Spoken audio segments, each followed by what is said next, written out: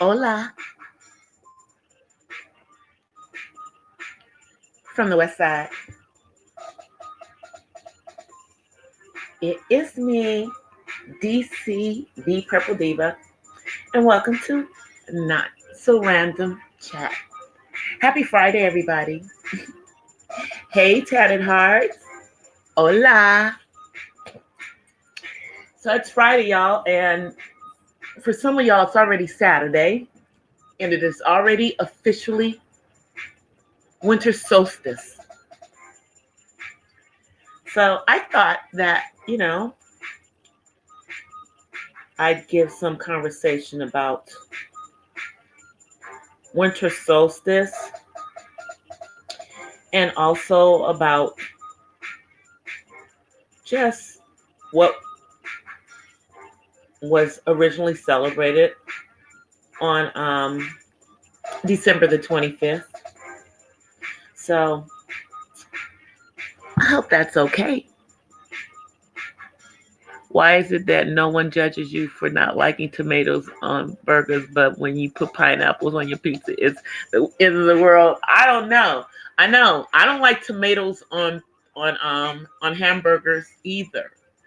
I don't know. I don't want fruit on my burger.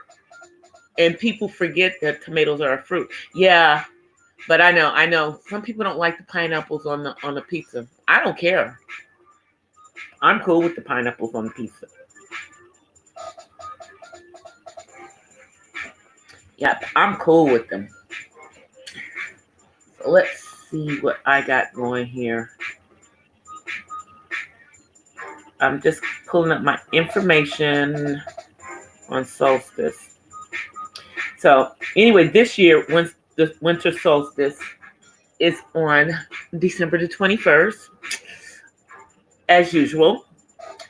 But winter solstice is actually considered like the hibernation solstice and also known as midwinter. Occurs once the Earth's poles are at its maximum tilt away from the sun, and it happens twice a year, once in each hemisphere. So this is the solstice for those of us in the northern hemisphere on December the 21st. Hey, Takara! Oh my God. I think I'm going to pass out, Takara. We miss you. We miss you, Takara. We miss you. I have to say that. Thank you for coming through. Thank you for coming through, Takara. Hey, Pamela. Look up the way. Takara came through. Takara's in the chat.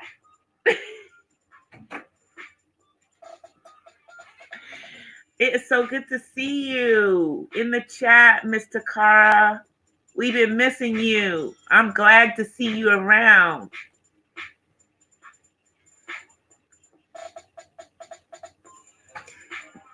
Absolutely. Absolutely. Hey, J-Dog. J-Dog in the house. How you doing? So,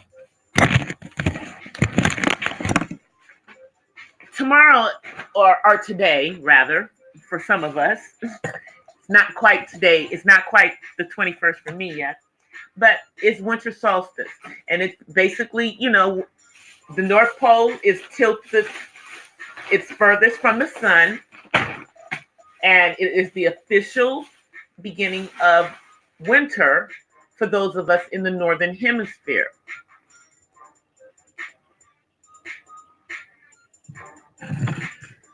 So I thought I'd give a little on that first of all.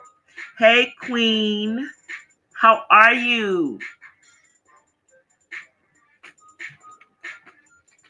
Good to see you, Queen Maya.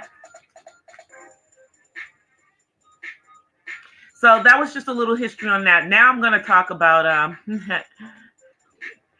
please don't call me a bah humbug, because I do, celebrate Christmas to a degree, but I just like us to be educated about stuff that we're celebrating. So let's just talk about the origins of Christmas for a little bit tonight, because December the 25th originated as a pagan holiday, and it had nothing to do with Yeshua. Absolutely nothing to do with him, And contrary to popular belief, Yeshua was not a Capricorn, okay? Jesus is a Capricorn. Stop it. We're not even gonna do that one. But let's deal with the history of why we celebrate Christmas on December the 25th.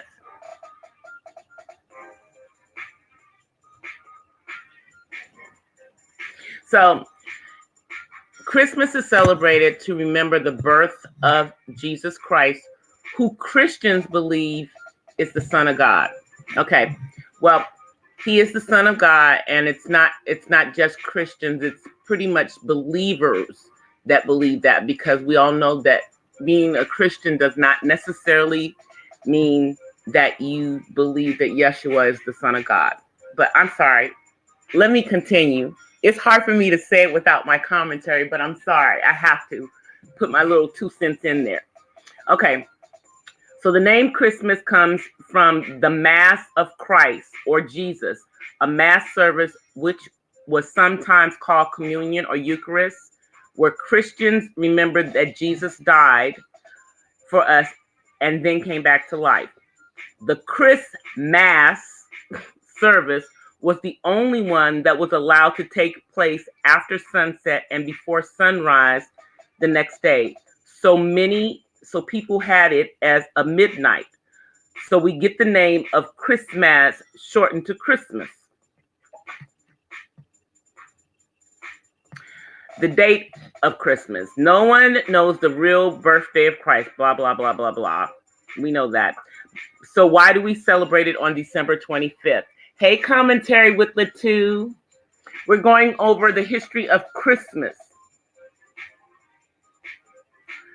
The early Christians certainly had many arguments as to when it should be celebrated. Also, the birth of Yeshua probably didn't happen in the year 1, but slightly earlier, because you guys know that we're on a Roman calendar, not on a world calendar. So it's probably not as accurate in determining when Yeshua was actually born. Somewhere between 2 to 7 years before the Roman calendar. So that would be 2 to 7 BCE, possibly somewhere around 4 years. Anyway, the first recorded date of Christmas being celebrated on December 25th was in 336. And this was during the time of the Roman Empire. Constantine, who was the first Christian Roman emperor, but it was not an official Roman state festival at that time. However, there were many different traditions and theories as to why Christmas was celebrated on December the 25th.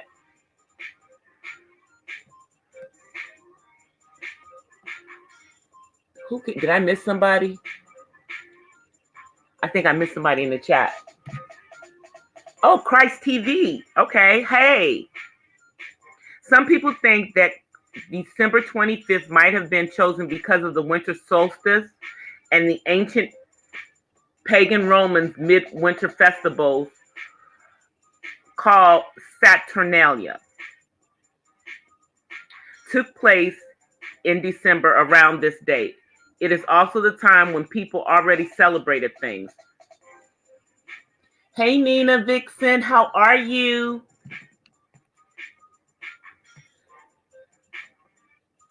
I know some people don't believe in him, and that's quite okay, Queen Maya. I don't have a problem with that. I have a lot of friends that are atheists. I just don't happen to be an atheist. But what I really want to do is just give the history of what this date is, because it's really not even about him. This is really the date of a pagan festival, which was a winter festival, and they simply incorporated celebrating the birth of Yeshua in December, when he wasn't even born in December. But I know that many people think that the historical Yeshua didn't exist, but we're not even going to even go into that. We're just going to deal with the history of Christmas. So anyway, the Jewish festival of lights, Hanukkah, starts on the eve of the 25th of Keshva,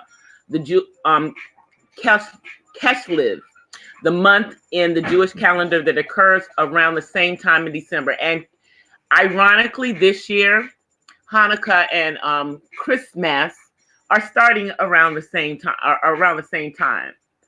Isn't that special? Because I believe Hanukkah is on the 24th this year. I believe it is.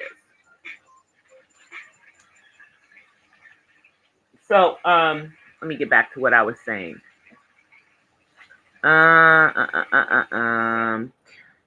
Yeshua was a Jew, so this would have been another reason to help the early Christians choose the 25th of December. So basically, another reason that they're thinking that they chose this time was also around Hanukkah being in close proximity, which was a festival, as we all know, that is celebrated by the Hebrews, or the early Jews, as well as modern day Jews.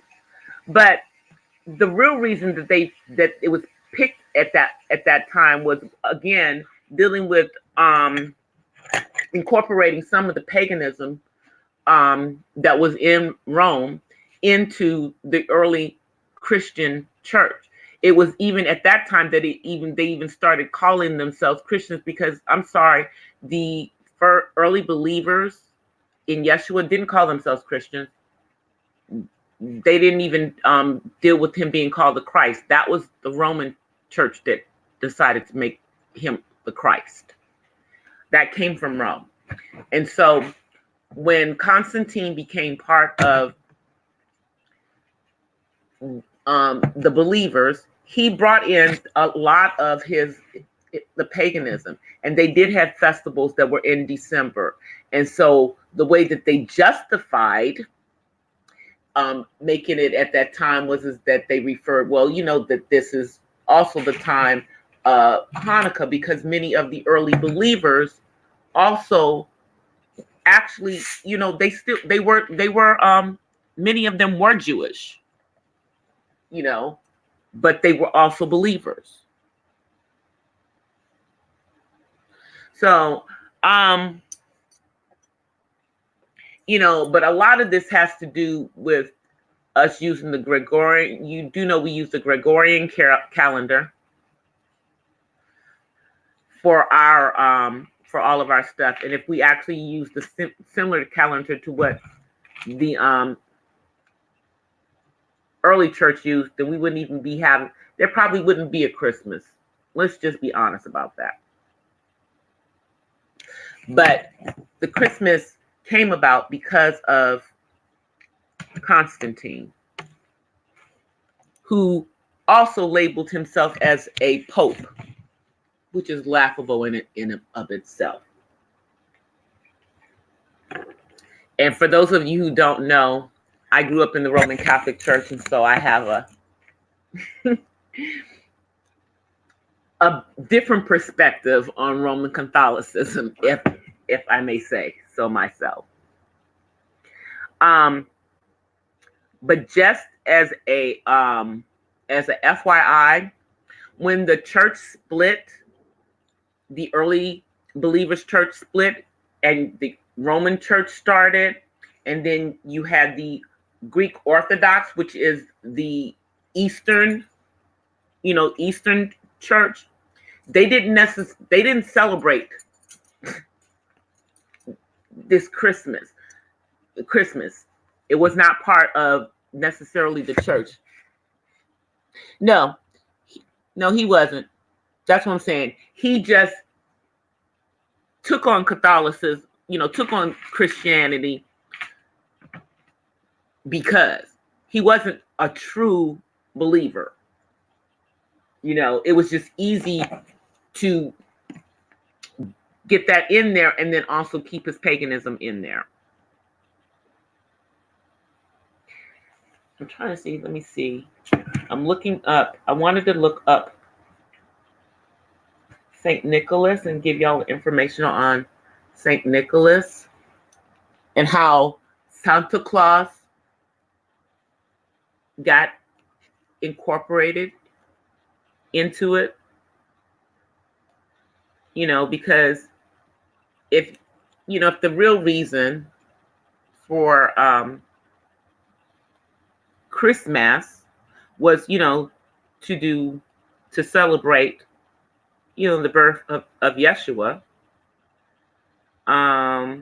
then, why do we have all this other stuff around it? So let's just see about St. Nicholas. The real St. Nicholas.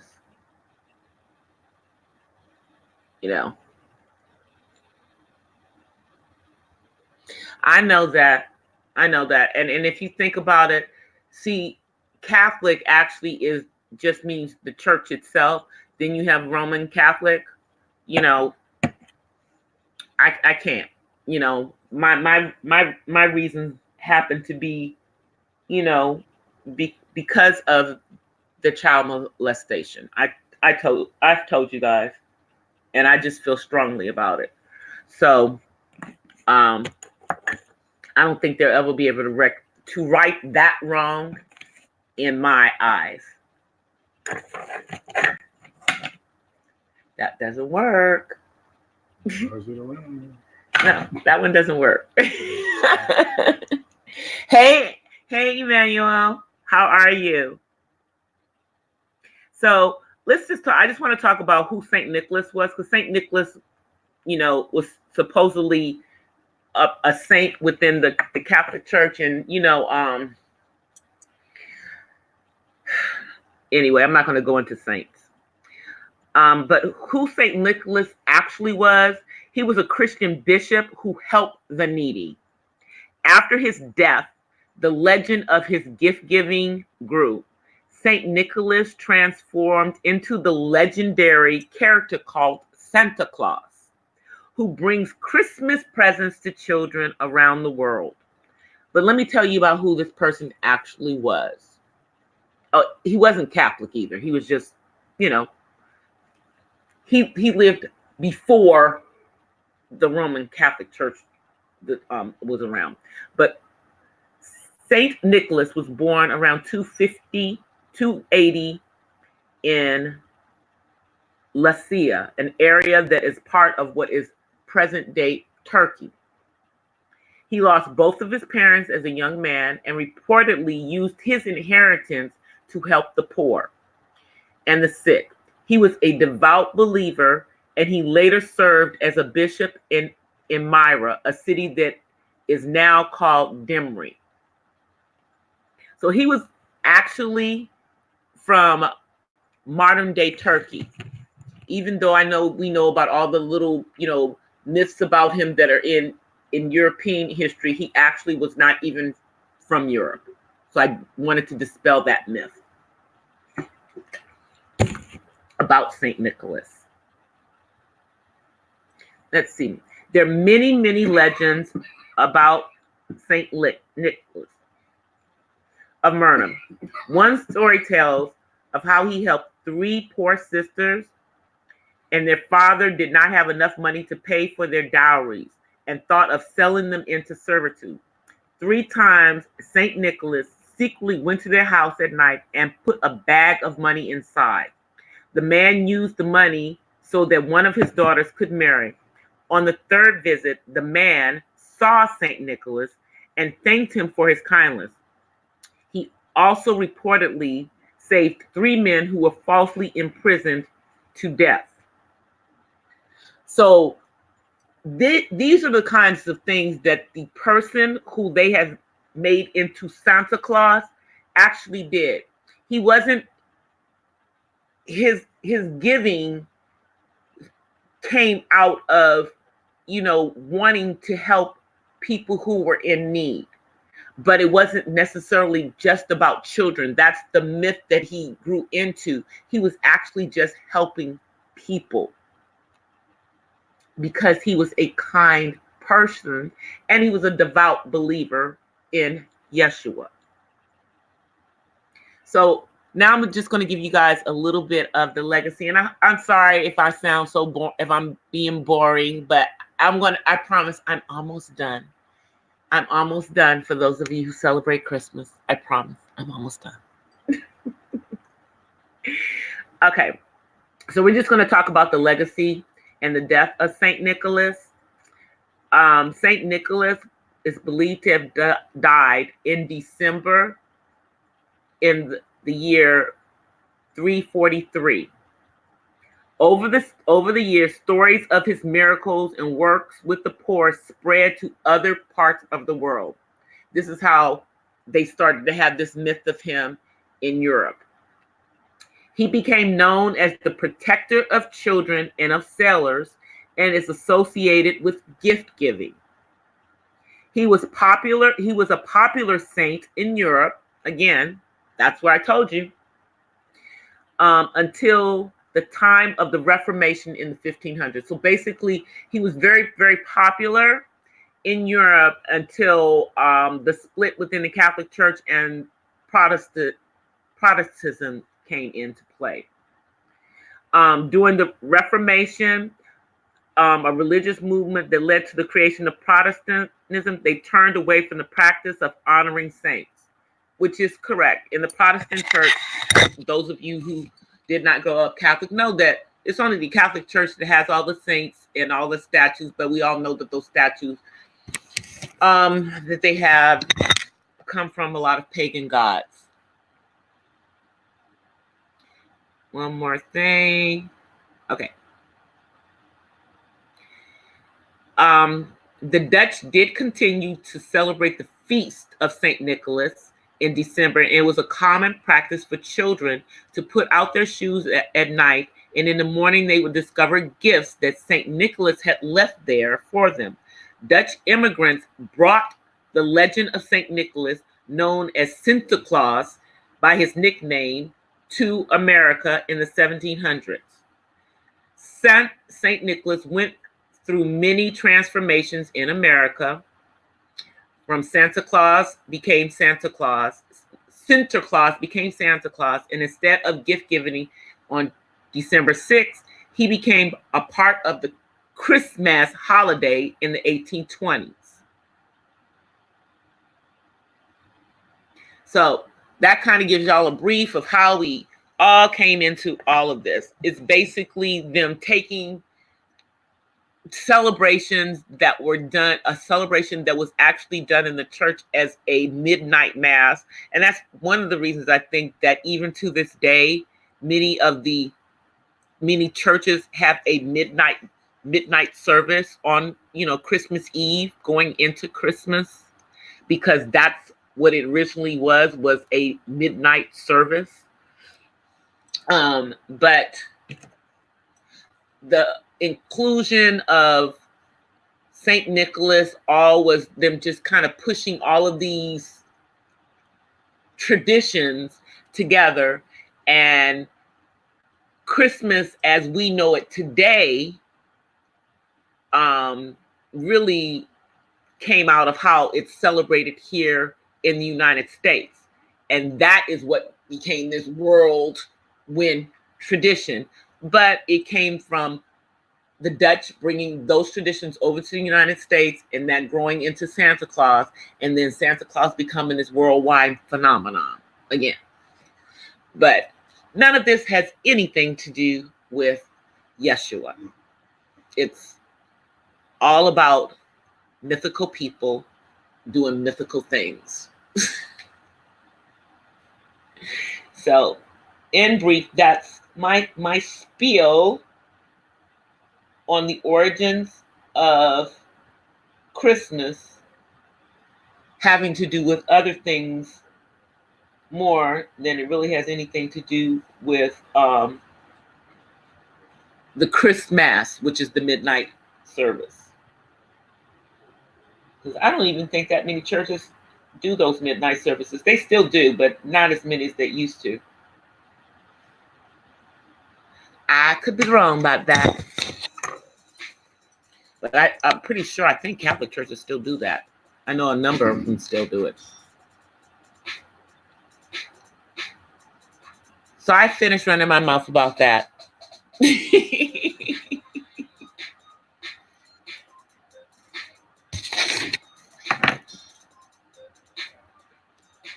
Now I'm looking in the chat. Well, here's the thing. To me, my belief about saints, let me just be real. I believe that people who are believers are all considered, saints. I don't think that, this standard that Roman Catholicism has put into play, with miracles, documented miracles and all this stuff, in order for someone to be considered a saint, I think that that's kind of not what God meant. And he certainly didn't mean for people to be worshiping saints, which is what they do in the Catholic Church. So Jesus is God, so I wouldn't even consider him a saint because I believe that he's God.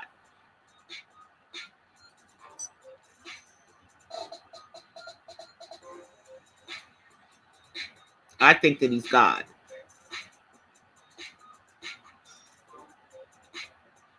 I'm just reading what's in the chat.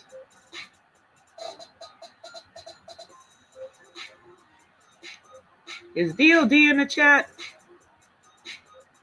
No, y'all are just talking about DLD.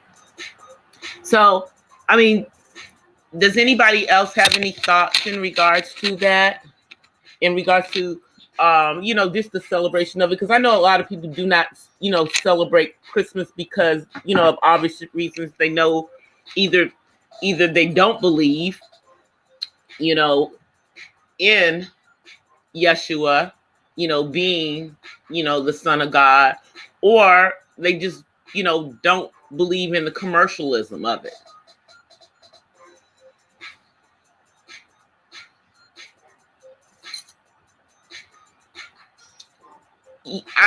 The definition of a saint in the Catholic Church is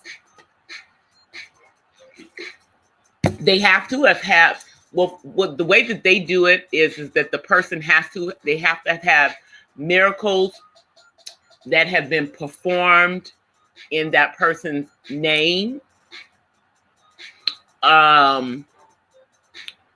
They've had people where the person was able to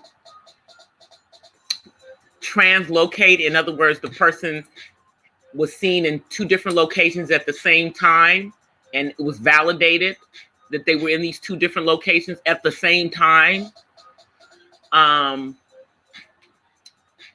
They talk about the stigmata, which is when they have the the cross things in their hands. I'm telling you, these are the things that the Catholic Church believes in regards to it. My definition of a saint is a person who is a believer in Yeshua, a true believer. That's my definition of it. But the Catholic Church has their own crazy definition of a saint, which excludes the majority of the world.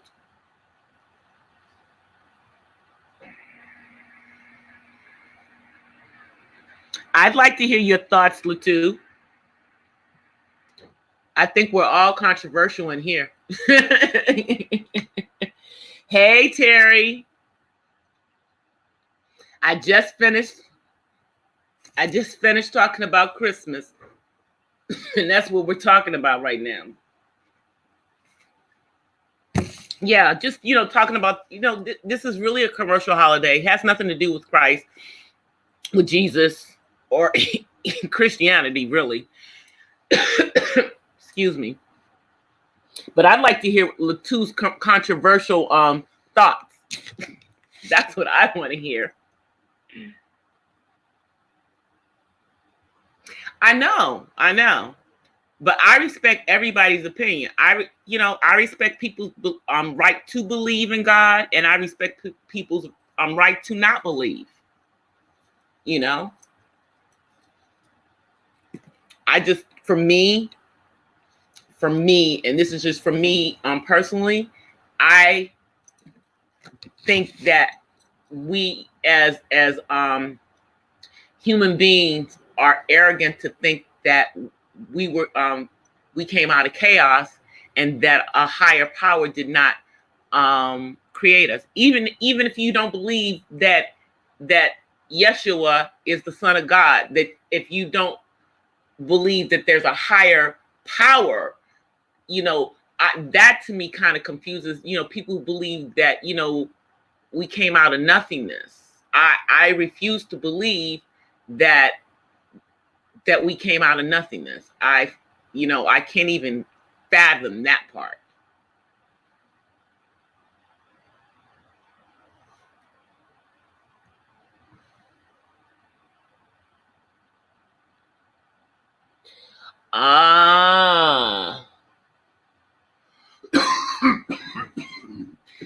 Yeah, like for me, Latu, I mean, I consider myself a believer. I always hesitate to just say I'm a Christian because of the Western version of Christian. I know it's not really who the original Christians were,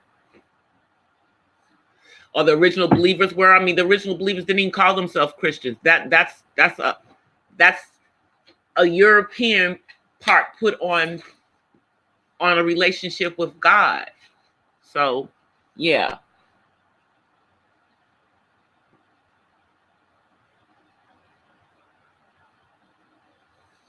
Oh yeah, you know what, Terry, I missed that. I've been in and out today.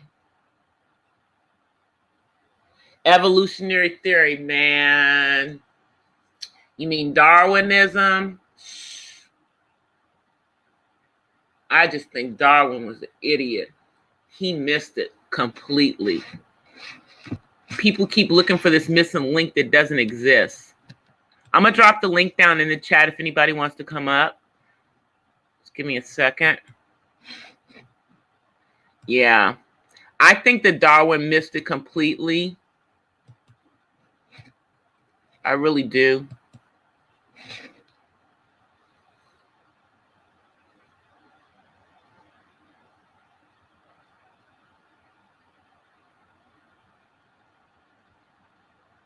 Yeah.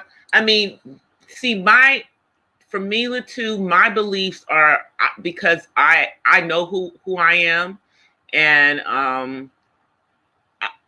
I know that my ancestors are all up in the true word, and that I know that what we have as the Bible probably is not all of the actual writings that have anything to do with everything from back then, and today, thankfully, we can get those other, things and be able to disseminate that information for ourselves.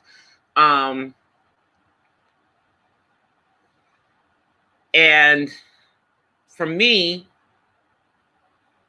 I could never be a true believer if I didn't question everything. I question things, and I search for my answers, but I really study, and I study different translations, so I'm not just stuck with the King James version of it. Yeah, well, they still looking for that missing link, Miss Pamela. They're still looking for that missing link. I'm looking for it too. When they find it, I'd like them to let me know. Yeah, they still looking for that missing link, but I know for many people, Christmas is it's hard for many of us to deal with. Christianity is probably hard for a lot of us to deal with who are of African descent, just because of so many things that have been, put into what we were taught as children, and then as adults, the truth through your own study, and then you struggle sometimes unless you are fortunate enough to, find a fellowship where you're getting that truth and not getting distortions, and not just getting somebody's opinions and stuff, and not somebody saying just because it's in the Bible that it's that's why you have to do something, but allowing you to debate.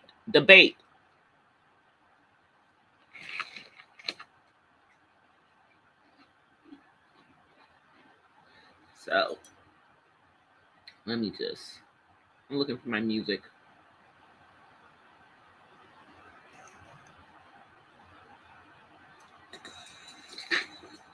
My music is not cooperating with me tonight. So, but if we don't have any more on that, I did want to, Terry, if you want to come up and we can continue our other conversation that I really wanted for us to talk about, which is really dealing with some of the things, excuse me, in our previous conversations in regards to the PLO and the Khazarian Jews, because I'm that controversial kind of girl, and I like to continue with our awakening.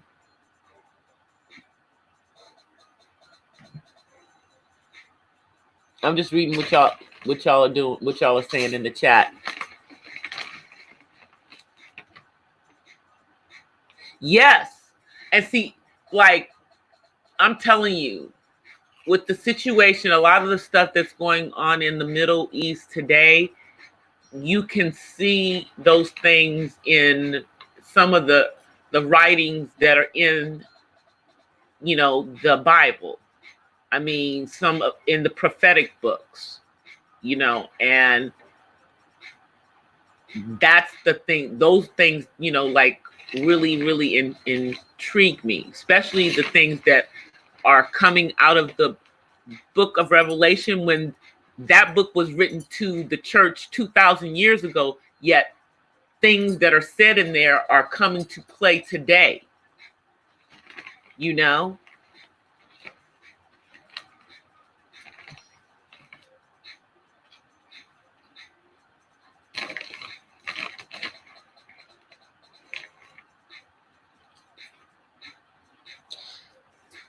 I agree with you, Latu. I agree exactly with what you're saying. Terry and I have been talking about that. Hey, Terry. Good evening, sis. How you doing? Happy Friday. Thank you. Can you hear me very well? I sure can.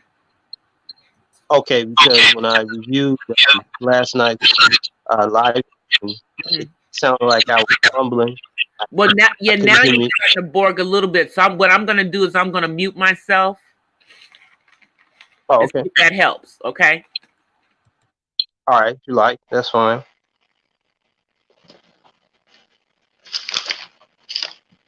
Well, say hello to the chat room. Hope everyone's been doing very well. I have myself the last couple of days. Things have been looking up.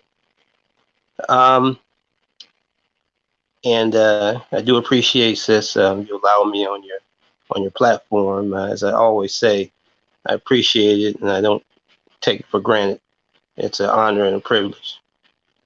Well, I know when we left off in our discussion, we were talking about we were left off on the armistice uh, in 1948, which was a ceasefire between the Zionist occupation forces and the Palestinian people. This is really prior to a organized effort that the Palestinians would later make. However, they weren't sitting down idle while they were being attacked, although the advantage certainly was on the side of Zionism as a system. And uh, what I find particularly striking in the period of time between 1949 and 1959 is the outright uh, disinformation and really just outright lying that Zionism did while deliberately attacking the Palestinians without provocation, uh, killing up to that point tens of thousands of Palestinians, um, really forcing the survivors of the conflict after Israeli takeover was complete in Palestine, really creating instant refugees, driving many Arabs into neighboring nations, with particular emphasis, it seemed to me, on Jordan. And I think, as far as I was concerned, it kind of set up another lie that was told later on, that it appeared that these Arabs who were occupying their land in Palestine uh, were to be forced into an area where supposedly came from. In other words, the lie was they actually came from this place called Transjordan. So it kind of introduced that bit of falsehood by that situation, and they were forced into Lebanon as well as Syria, and the Zionists looted villages that they moved Palestinians from as well. They took their chattel, like for instance, they took livestock, their vehicles, other properties as well, and of course, placing the Caucasians, the Khazars, in those particular villages. And these were villages that were closer to the borders of the neighboring nations as well. It seemed like they had a emphasis on driving people on the other side of those particular borders and putting Terry, yes. when I was looking at this same portion of it, one of the things that I did see is that they said that the people that were living in Palestine were were Muslim and Christians, and there were also some people there who were practicing Jews, and they drove all of them out of there because they weren't part of their agenda. Yeah, this was the consolidation period, 1949. Really was the foreground of the election of the first prime minister and president. I think it was Chaim Weizmann, if memory serves, as president, and yeah, 1948, Chaim Weizmann, and then I think David Ben-Gurion, I think, as the prime minister. And so this consolidation period emphasized really ethnically cleansing the country, in my opinion. And it was just, in my opinion, just outright terrorism. That's why I wanted to bring up the fact that, you know, they tried to make it seem like that was a wasteland, but there were people who were living there and of multiple religions that were living in harmony. So, and that there were people there who were, you know, who were practicing Jews. So it was never an issue about that, like they're trying to make this into a religious thing, because they didn't have a problem with that. They had a problem with these people from Europe coming in there acting like that it was their land, when there was people already living there whose land it actually was, and they just outright stole it. I'll let you continue. You know how I get. Not a problem, sis. Um, and so I think you know, placing the Caucasians in these particular villages, of course, those that they didn't destroy. Number one, number two, all this was after a ceasefire agreement, but the Zionists felt that the ceasefire agreement was meant for them, the opposition, the Palestinians, and not the Zionist forces. The excuse was it was a matter of security. This would be a recurring theme throughout the history of Zionism leading up to the day.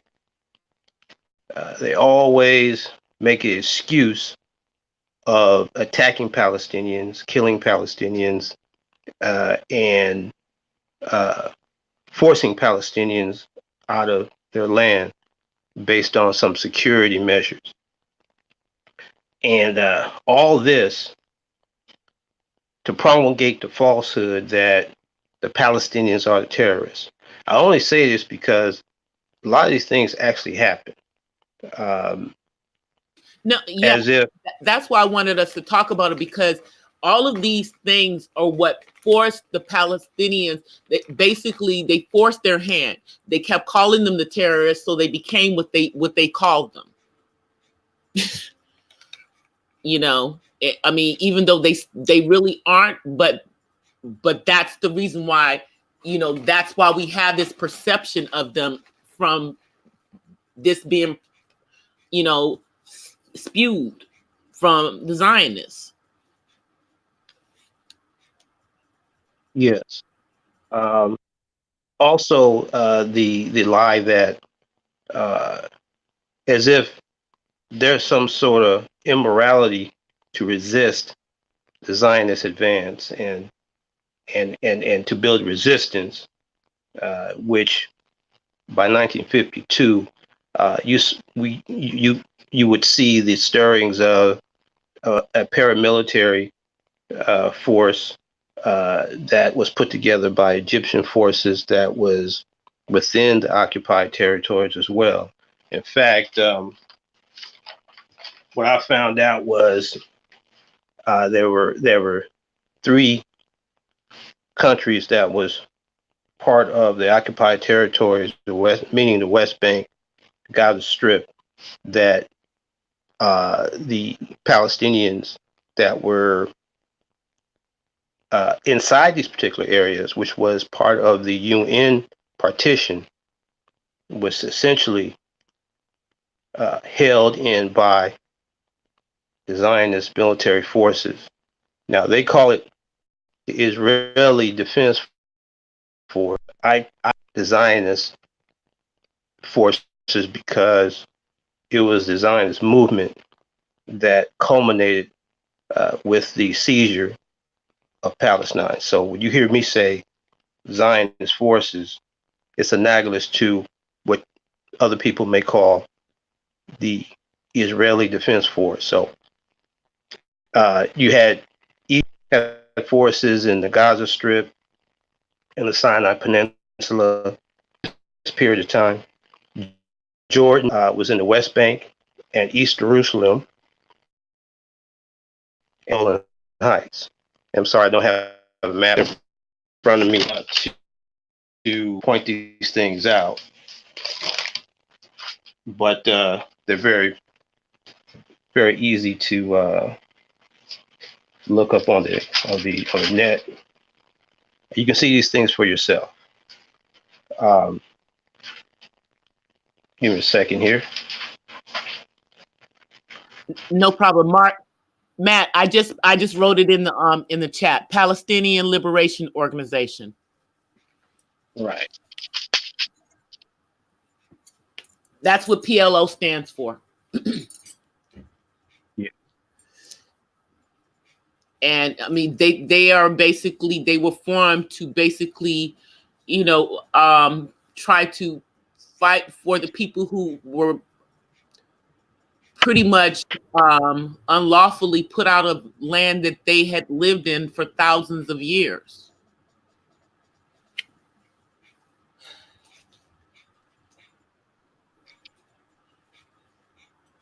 So by the end of that Go ahead. period, yeah. Well, I just want to say by the end of that period of time, 1959, the Zionists expelled 1,000 Palestinians, and again, this was after these quote agreement. Many of the towns and villages were destroyed, and these villages were, as I said before, emptied and resettled by the descendants of the Khazars. They were Caucasians that may have been Jewish, but certainly not as a race. Now, again, validation period, and the intent here was to gain more control of the zones that were created. Uh, 7. Okay. However, in 1948, with the fighting that ensued because of the tensions, the exacerbation of the tensions between the Zionists and the Palestinians, actually, the Zionists ended up with really more of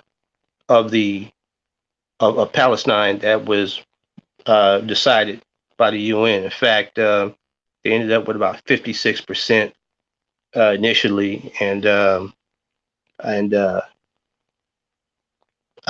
Palestinians were were about 44%, but they were gathered on lands that were carved out and partitioned, as I said earlier, which was the Gaza Strip and the West Bank areas. Okay, and and while the Zionist forces looted and emptied villages of fuel and chattel property, and this was the property of those who were expelled from Palestine. There were 3 things here that I think that are very interesting that we should understand about the Zionist government and what they felt this particular ceasefire agreement meant. That it was binding essentially on everybody else but them. 2, that this particular partition plan they felt was, and I would say it was in their favor. They saw it as an international border, but the problem was there was no power sharing. On one hand, you had the sovereignty that was handed over to a foreign illegal entity, to be quite honest with you. And I'm really trying to leave my opinion out of it, but it's hard because, as we can see, Feel free. you know, Feel go free. ahead. Yeah, no, I said feel free. You can say in my opinion, but you can give your opinion.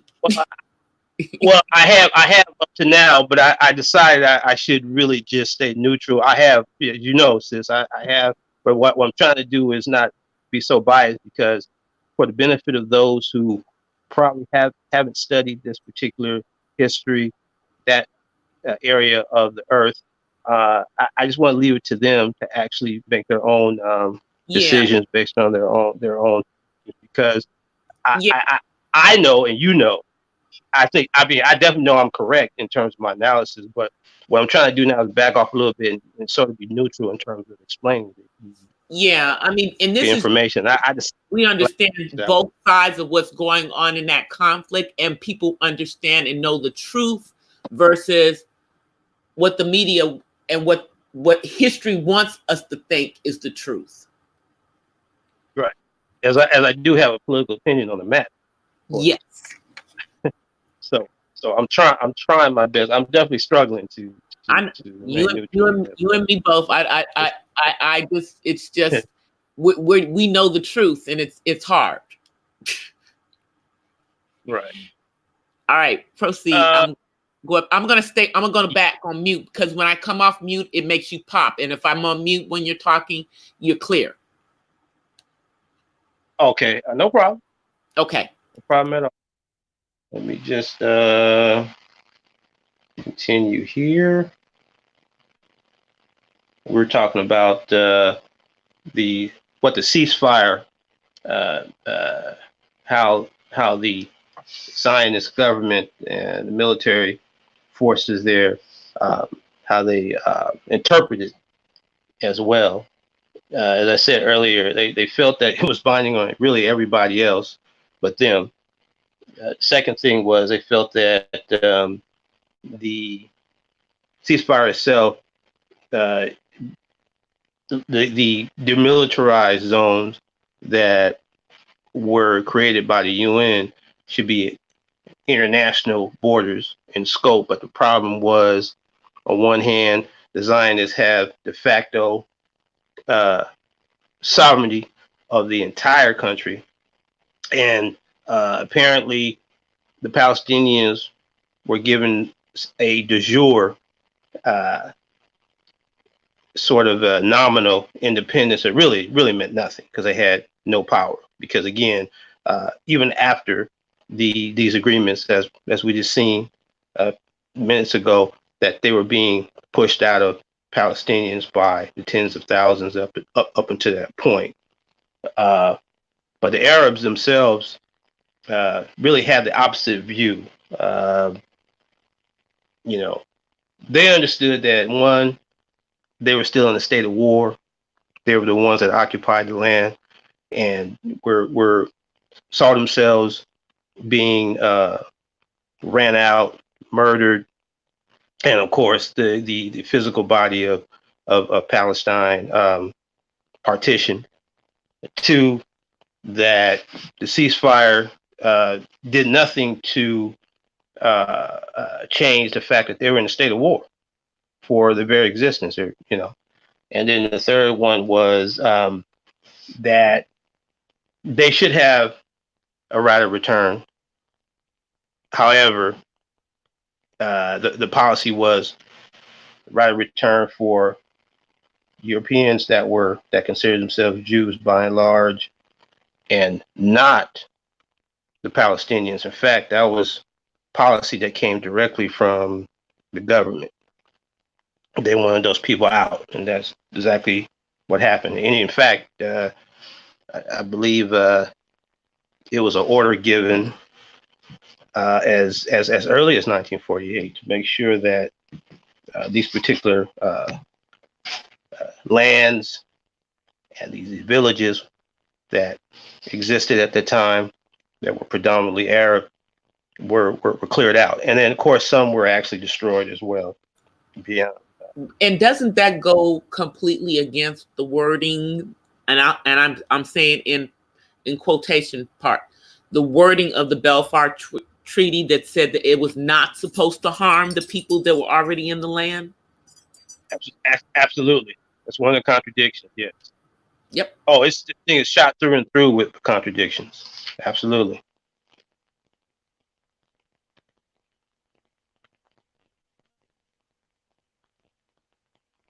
Yeah, that was one of the things that I mean, because for those of you, I mean, we've been kind of going back and forth into this conversation, but basically in the Belfast Treaty, in so many words, they were requesting that a land be made available to the Jewish people, but in doing so, that no harm come to the people who were already inhabiting said land.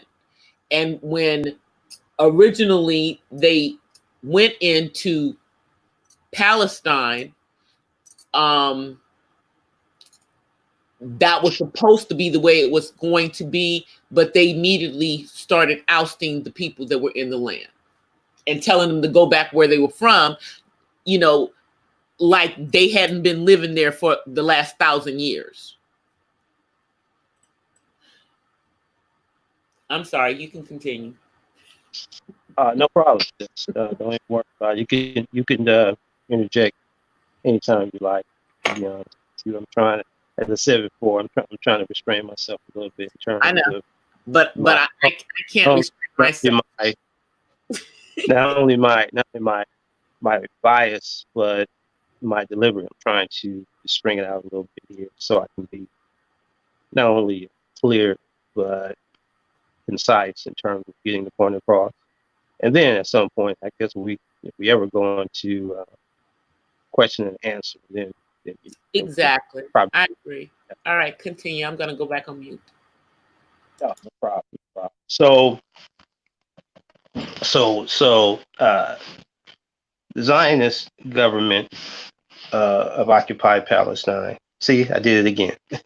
Of Israel used the pretext that not only the expulsion of Palestinians was necessary for the security of the affairs of the state of Israel. So yeah, what you see is this pattern of giving pretext to everything on the foreground, that these people are the ones, first of all, that uh, you know that were harmed by Nazi Germany. Number one. Two, they were the scattered masses that nobody wanted. They were the people who came from, and these are falsehoods, basically, that these people were the ones that came out of Egypt. And we know this is not true, but these were the things that have been told even today, and they're still very, very effective today, that people tend to digest. As they celebrate Passover, only it's not their Passover. Right. Their ancestors were not in Egypt. Right. So what begins to appear is that you see this dichotomy of one, that they're putting up themselves as these suffering people, number one, and then in the background internally, they basically initiated a genocidal pogrom on some Arabs, which continues today, really. And so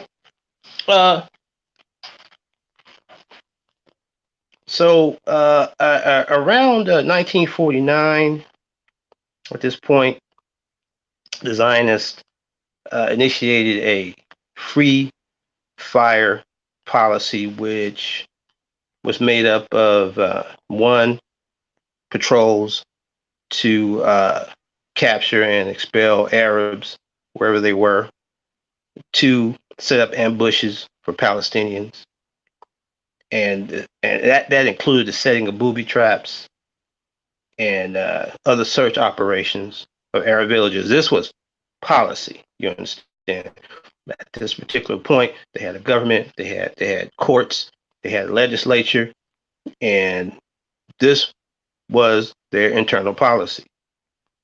It seems to me that this got by the notice of those who uh, were purporting to be democratic and fair and free in terms of, this idea of brotherhood for your fellow man. It seemed like it just, I don't know if it actually went over their head or really it was nothing more than a ruse to perpetuate this evil. But certainly, the Zionists had complete cover to do anything that they really wanted, while on the other hand, talking as if these people are these Jews that nobody liked. Now, within the time frame of 1949, 1959, it was an additional 2,000 to 5,000 Palestinians murdered. And at the same time, the Zionist government were accusing the Arabs on the borders of the countries, the borders of the countries of Jordan, Syria, that that Arabs were being used by these countries as infiltrators, that they were guerrillas, to make it appear that it was the Palestinians and not the Zionists that were exacerbating tensions that existed at that time. Exactly. Also, it made it appear to be as if they broke the armistice agreement, which of course started more Zionist aggression against them, and it worked. It really did. People, and even today, people tend to believe this. This went on between 1948, and it brings us really to 1960 at that particular time. By 1959, you finally saw the Fatah group initiate a movement, which was a forerunner of the PLO. Now, this came out of the Arab League as well, as we'll see later on. Of course, that Fatah group became the sole representative of the Palestinian struggle through the Palestine Liberation Organization.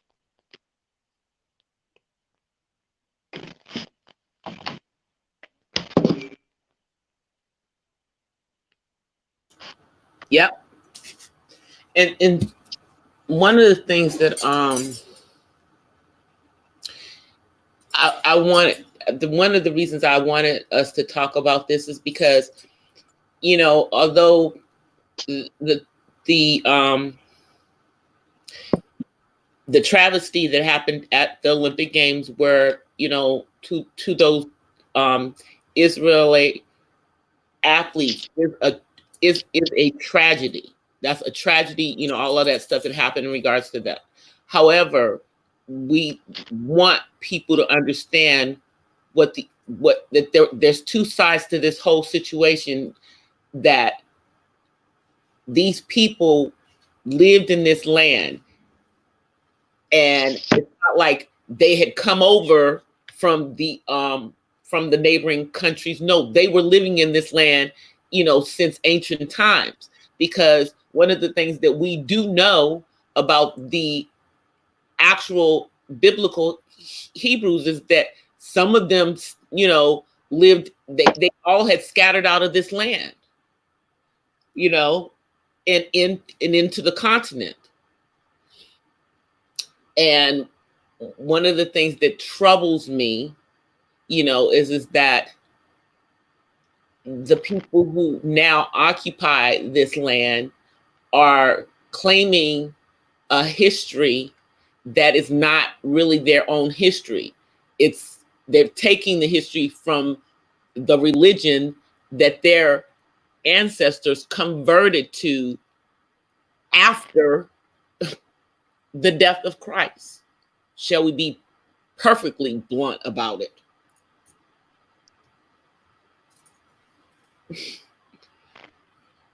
It's just troubling. And what's even more troubling is that apparently the entire world knows this fallacy. Everybody knows it. Everybody knows the fallacy.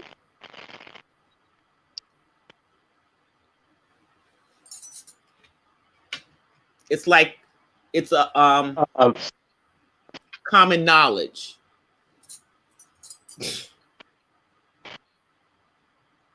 Let me add also that in 1948, this is something else that I uncovered. And by the way, my reference for this is a book called A Question of Palestine by Edward Said.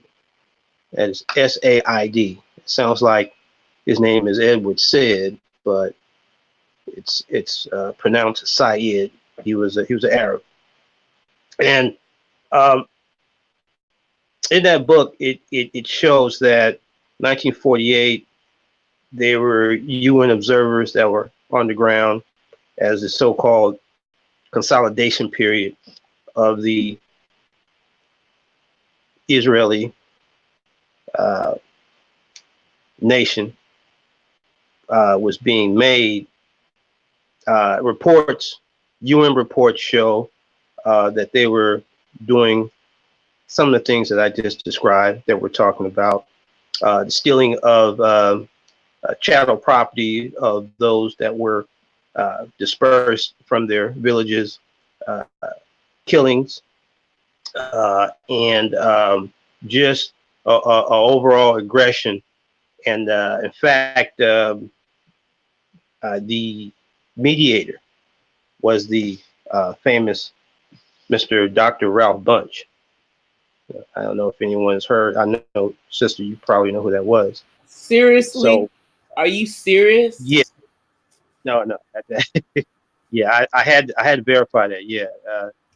Yeah. Ralph Bunche at that was a mediator for the UN. And everybody knows he was part of the UN, of course, but at that point he was a mediator to observe the consolidation, nation building period. And it's hard to say that because it was already a nation and they stole it, and it's really they were basically allowing an illegal seizure. Yep. Based on racism and terrorism. There I go again. Okay, I guess I can't do it. I can be myself. Yeah. The fact of the matter was. Yeah. The land was clear. See, here's the thing. They have everyone believing that this land was theirs. But when you really go back and look at it, it's not yours because you're not even the actual biblical Jews. If you were actually the biblical Jews, then yes, we would accept that. But I'm sorry, people who were people of color can't suddenly become. Anyway, I'm sorry. Carry on. Exactly. No, I agree. So yeah, I gotta be myself. I was trying to be neutral. I can't do it. But anyway, carry on. So y'all know what I'm saying. Well, my point, because actually that brings us up to 1959, and so I can put a pin in it there. But I just wanted to add a few other things too. And I was looking at some things I jotted down based on what I read the book like 3 times. I didn't even see this, but yes, they had UN observers that saw these things, and they're in official reports. So these things are verified, and it's not conjecture. It's not theory or even debate. These things actually happened. Ralph Bunche was there himself, the renowned Dr. Ralph Bunche, the historical figure that was part of the UN for decades. And so, that is a reliable primary source. And so lest anybody think we're just making this up or, it's part of some so-called fake conspiracy to to hate on people who are Jews. Not so.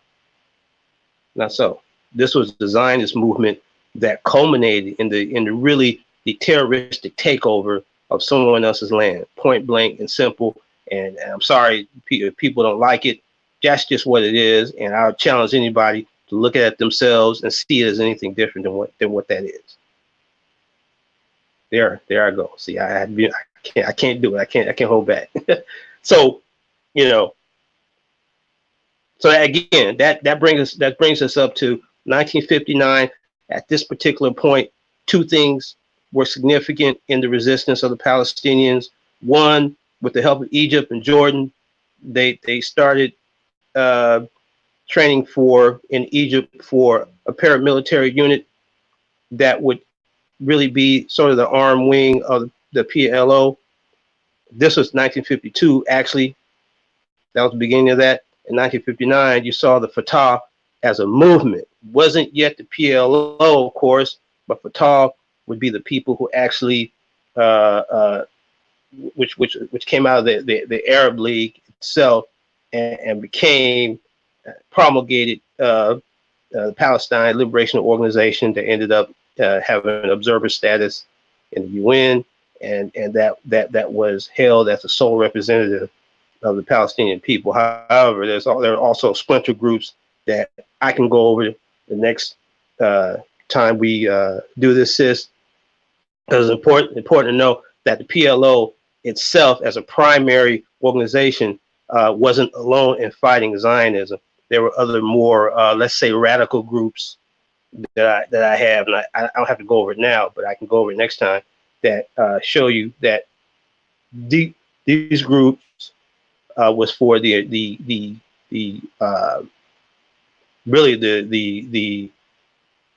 return of Palestinian sovereignty in occupied Palestine, which is Israel right now. They were dissatisfied with, I guess, the positions of the Palestinian Liberation Organization. But so it's important for us the next time around to go over the Fatah movement into the 60s, 1964 PLO. I know you covered that before. And then, of course, the resistance by other groups that splintered off to the far left. Yeah, I put it. Yeah, no, I agree. I agree. We do need to talk about that because people need to understand that there are factions within the PLO, so to speak. So what? Right, absolutely. So I think I'm just taking it into 10-year increments here. Yep, exactly. Definitely. Yeah. So some things are recurring, but I'm definitely noting some of the changes. We'll get into the Intifada and all these other things that went on later on. But at this point, we're at 1959. That is really when the movement for the PLO began in earnest with Yasser Arafat. Yeah, and then one of the other things I wanted to say is that just like you said, the people who actually were the actual occupants of Palestine and the neighboring countries did not just allow this to happen. They tried to to fight against this. Egypt did not want this either. I mean, that's one of the reasons why you have all that issue in regards to the Suez Canal that happened back. I remember when I was a kid, they were fighting over that. Right. The Egyptians, Jordanians, and Assyrians, their presence there was to do what they could to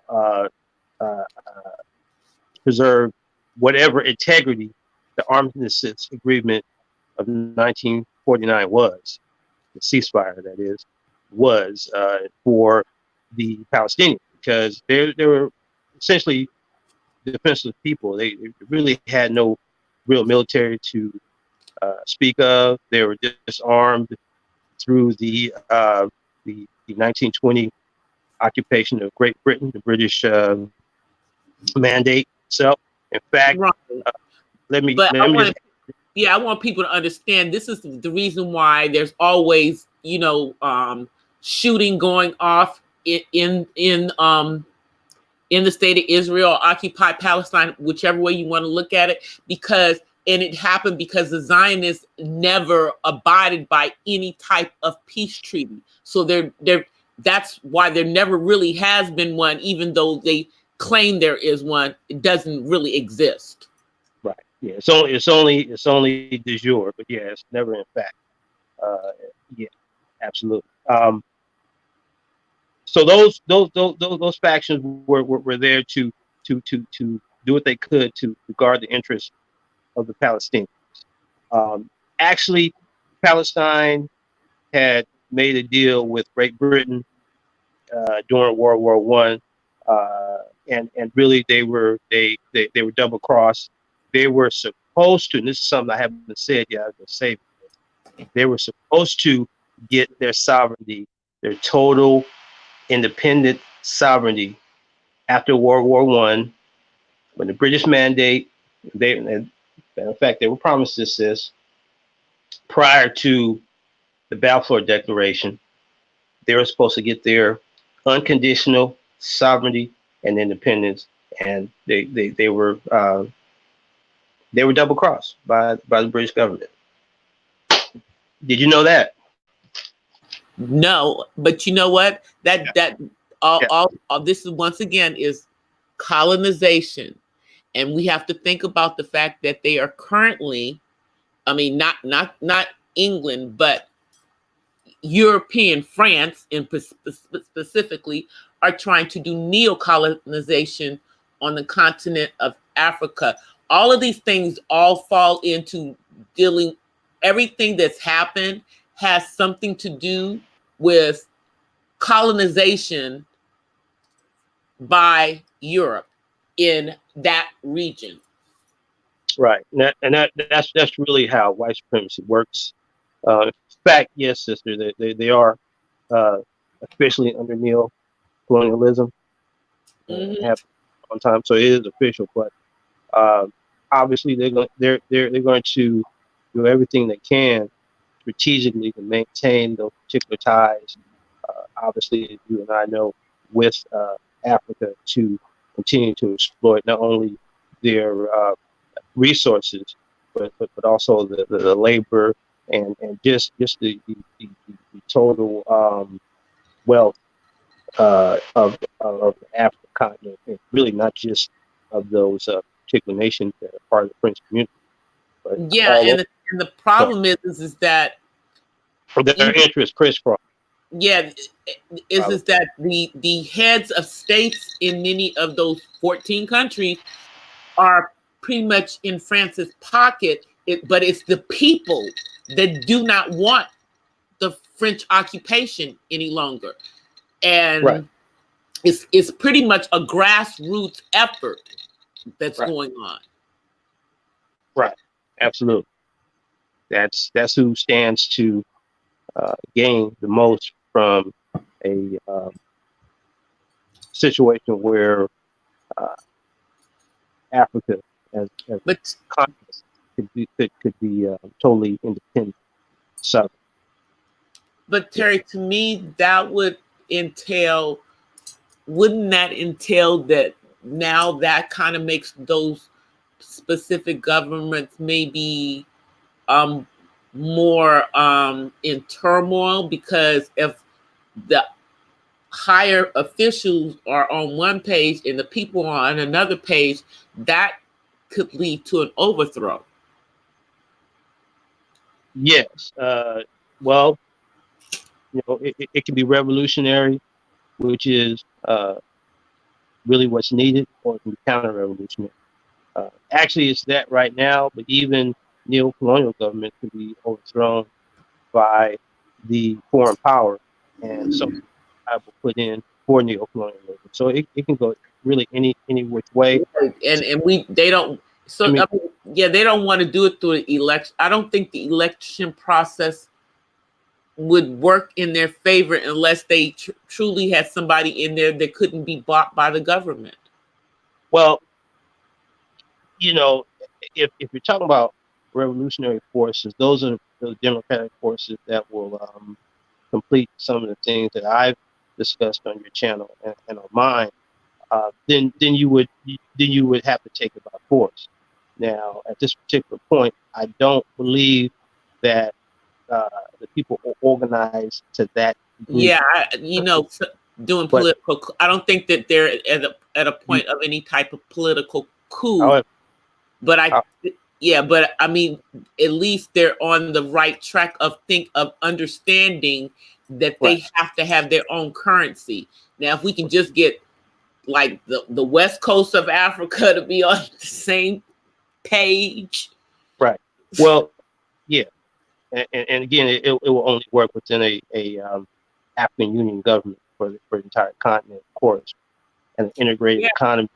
But let me just say real fast, uh, the conventional way uh, won't ever be enough. It'll have to be a revolutionary force, a, a revolutionary army that's made up of the people to really take it by force at a given point.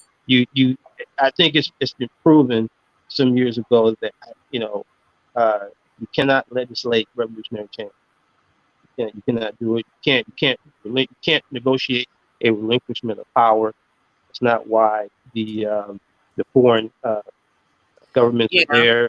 Why that's always not why they're um, And the what I want people to understand is that although our ancestors were were an enslaved people in this land, um, the ancestors in Africa are enslaved right now. They have a slave mentality over there too. You just don't. It's just not the same way. It's done through colonialism and neo-colonialism at that. it's just another name for slavery, basically. It It's is. part of the same imperial system. It's just that it has other purposes. Purposes for neocolonialism is to have access to the raw material so that they can be converted and industrialized in the Western nations. So Exactly, commodity, because so Africa has the most money, resources of the entire planet. right? They're being Money, stolen, finding the wealth finding its way into the pockets of white men. stolen, stolen, So I mean, stolen, stolen. that's I mean, Diamonds, nutshell. That's basically what it is in a nutshell. oil. So uh, starting in 1885, somewhat before that, but in a conscious collective effort, as I explained before, 1885, the scramble for Africa. But ever since then, they've had their tentacles throughout Africa and crisscrosses, and really the French itself, they just don't stop at those 14 nations. These particular multinational interests crisscross throughout Africa in every area possible that they can exploit. Now, normally they exploit the most valuable and fabulous returns that they can get, but uh, you'll see if you look hard enough, their interests crisscross throughout the length and breadth of the time, And not just those particular countries isn't themselves. President They're Trump under isn't control. isn't President Trump trying to withhold aid? I can't remember what country it is. He's trying to withhold aid to a specific country over in Africa that is primarily a farming nation. At this, they're trying to get their agricultural system together, and they're trying to withhold aid from the African, natives who have basically gotten their lands back from the Europeans who previously owned it, in those huge farms, and now they have smaller farms.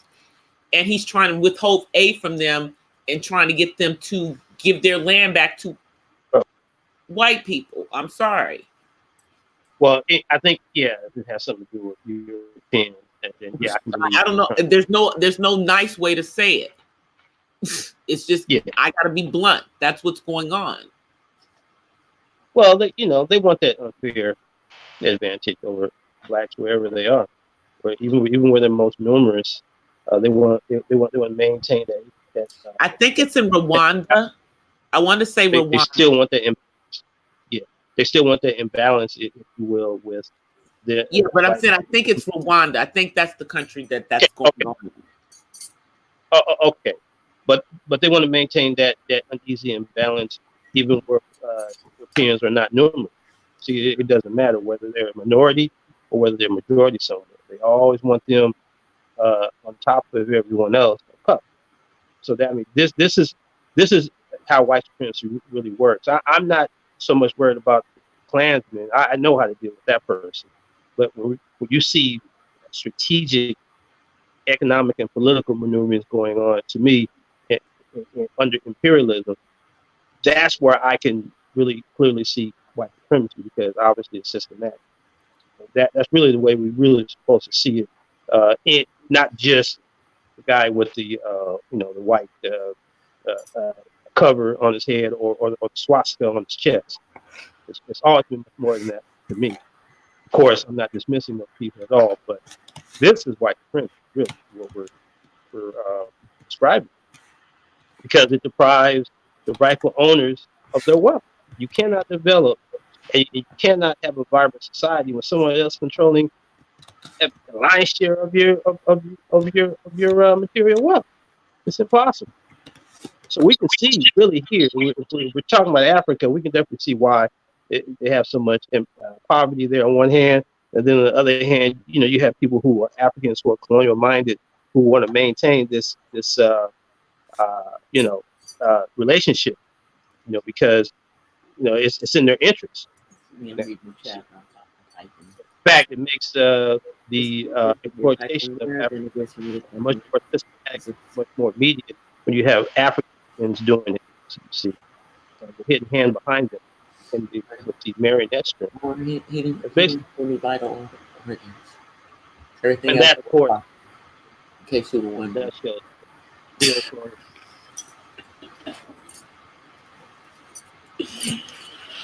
I know the thing that's kind of frustrating to me. Yeah, Matt, you saw my comment. Sisters, thank you very much. That's a sister's name. I promise you it is.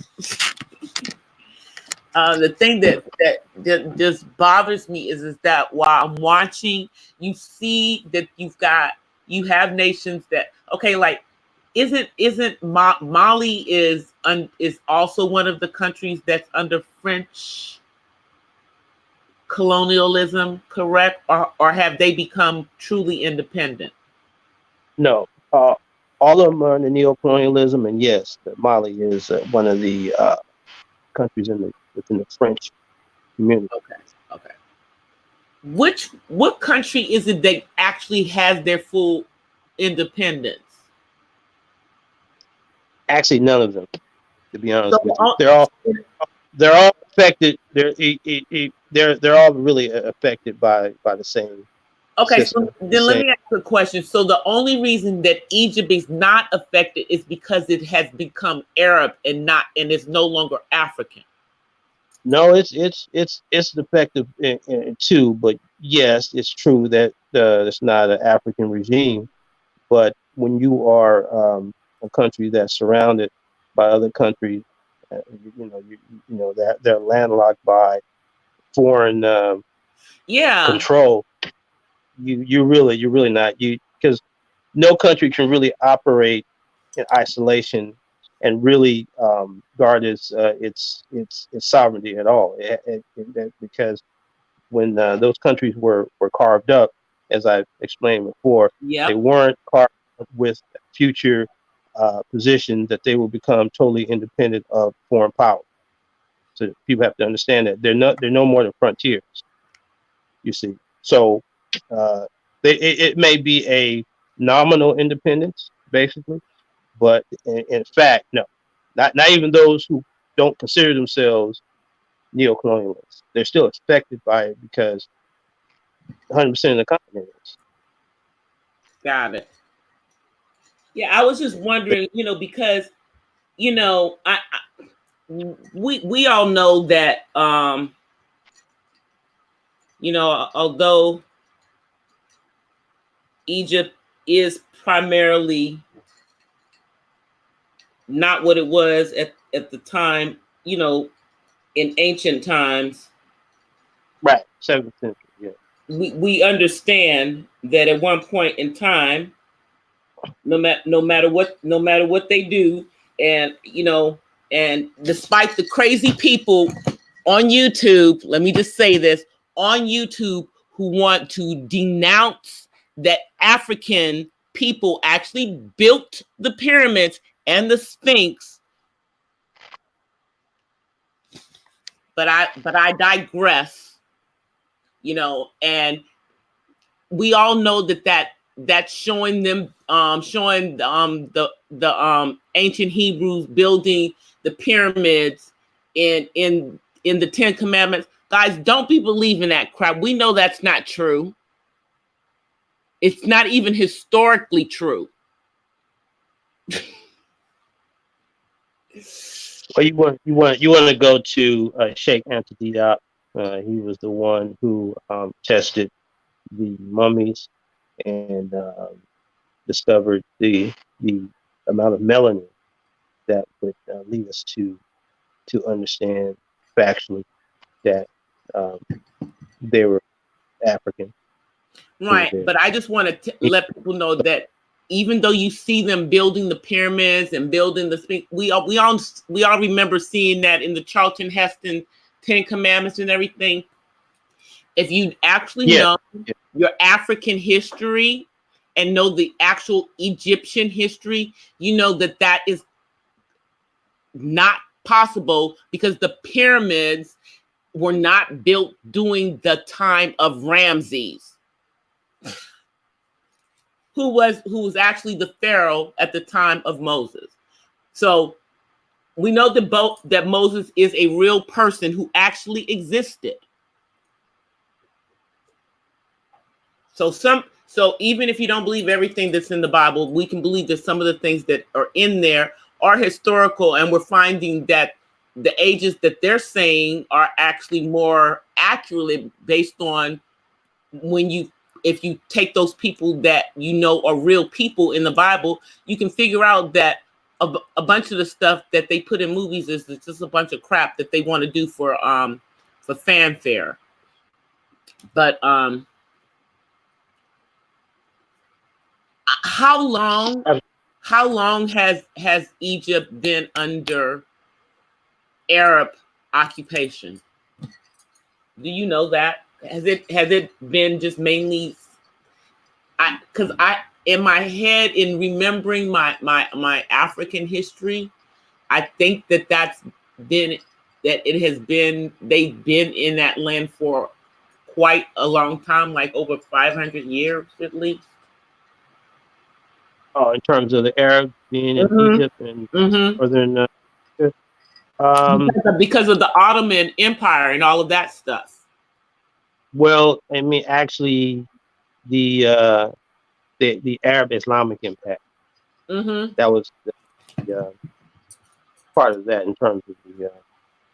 Yeah, but I'm just thinking about. I remember because we all know that the Ottoman Empire was, you know, from Turkey, and they expanded, and part of their expansion did expand into the continent. Am I not correct on that? Yes, but the Ottomans were Turkish. They weren't right. That's what I'm saying. I'm saying they weren't African. They weren't Arabs, but I'm saying when they started occupying lands and everything, they pushed people out of lands, and some of those people got pushed into Africa. Right, but I mean they were very numerous in North Africa. We're talking about the 7th century, really, after the death of Muhammad. That the proselytization efforts and the taking of humans from Africa at that time, they really were the first people who enslaved many Africans. So what happened was this is prior to the Crusades, correct? Yeah. So this is the 7th century. This is way prior to the Crusades, because the Crusades weren't for another couple hundred years. Right. Yeah, these people are descendants of the Arab Islamic Empire. Ishmael. Yeah. So you had, yes, you had three. Briefly, you had three historical impacts on Africa. It was the pre-colonial Africa. Mhm. You have the Islamic Arab impact, and of course the European Christian impact, which was the colonial No, but I was just era. thinking. I forgot. They're the descendants of Ishmael. I mean, the Ishmael. I mean, and they were people of color. They just were not African. Well, yeah, I mean, even Arabia was part of Africa at one time as Yeah. well. So yeah, I mean, there were obviously there was some trade between that eastern part of Africa and Sinai Peninsula and Arab Arabia was not Arabia, but really it was upon the death of Muhammad that they went to proselytize the world. In fact, that's I, how obviously the Khazars themselves in 746 mhm. were started explaining that situation before they came out of there. They were faced with that and how they chose either the eastern province, which was the Byzantine Empire, which But was in you know what? Turkey, And you know what I'm or thinking? the You're Arabs. correct.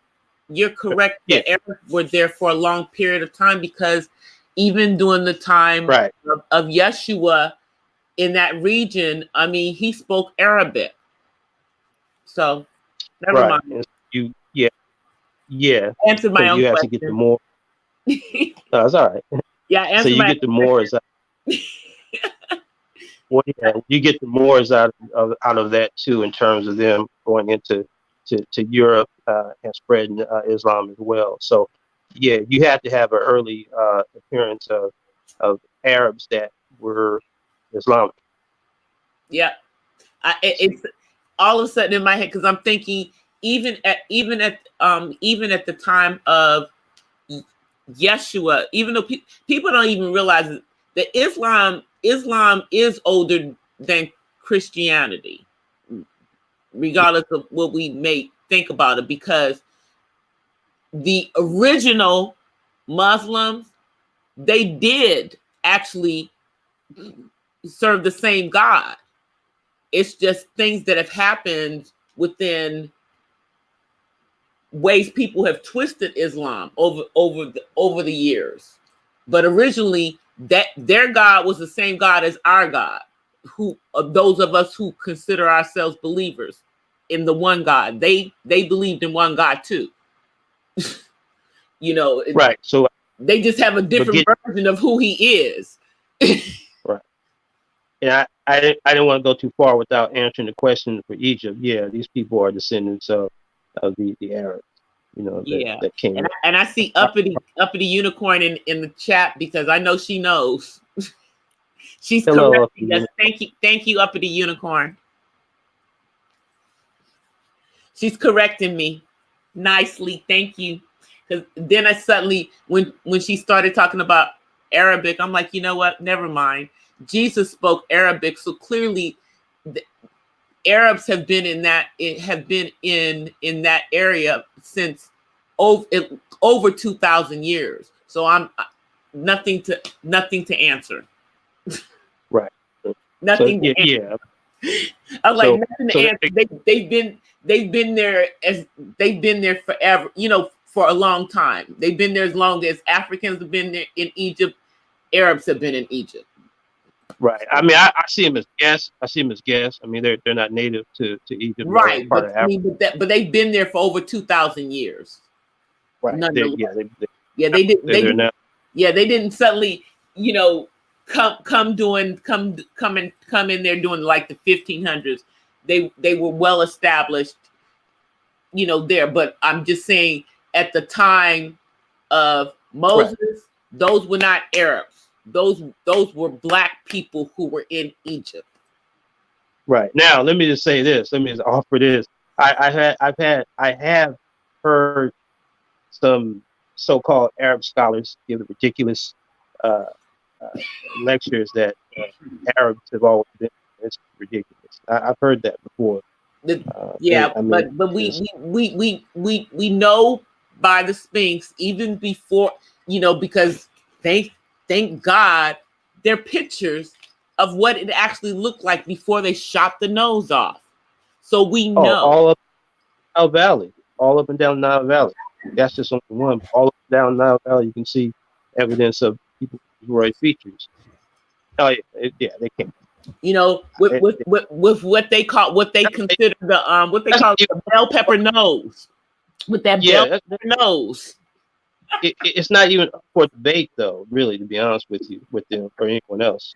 I mean that debate's been settled decades ago. To be quite honest with you, You know, I mean, people can still regurgitate if they want, but nah, it's a done deal. That's all African. No ifs, I was ands, or like, buts about it. I was like, Facts bear it out. I said I always wanted the bell pepper nose, but I got more of the Indian nose, unfortunately. I was Right. like, So, I got, yeah. So yeah. yeah, So yeah, they're definitely Arabs there now, but I see them as guests. They're still not their land as far as I'm right. concerned. But I mean, it's just They what happened. What appears to have happened is that as time went on, it became more and more Arabs in Egypt and less of the original inhabitants. However, they moved out of there by choice or by force. right, and I'm not sure at any given point of Egypt the greatest number of Africans. I don't know. I have to research that as well in terms Yeah, of population. I'm gonna But have to. prior That's definitely prior to some ancient. That's gonna be some becoming, ancient history. yeah. So yeah, because that kind of explains a lot too in terms of Yep. population density. But yeah, that's been uh, decided. That I was in the mid '50s. They started to smash all these lies to hell that were put out by racist scholars prior to that. People like, John Henry Clark, Yep. uh, Dr. Ben Yakinen, I didn't been Sertima, but Sheikh Anta Diop, really, he was the scientist of them all. He really kicked their ass. To be quite honest with you, they hated his guts. I can see why. So I mean, he was doing things like carbon 14 dating, chemistry. He was expert in biology and mathematics, and so you know he wore them out. He wore them out. So Wow. yeah, so that's why you don't hear people saying too much now about it. Sorry, But, uppity unicorn. You accidentally got timed out. Let me see if I don't, and I can't untime her out. So she'll be back in a minute. oh, sorry about that. Yeah. So yeah. So I mean, but hey, even in a unified Africa, uh, you know, they would be guests. They, as far as I'm concerned, if I were the spokesman, someone who was consolidating in Africa, I would let them know, okay, you've been up there, Okay. but you are guests. I mean, that's an African, so if people want to repatriate back to Egypt, they're coming. Right. I mean, I would, they're coming, and they're going to get first priority of anything that they want there. See, people have to understand, even in a post-revolutionary Africa that I speak of, independent Africa, integrated economy and development, industrial development, agricultural development. To me, the primacy of Africa is important. That development gets funneled to where it can do the most good for the most amount of people. You understand?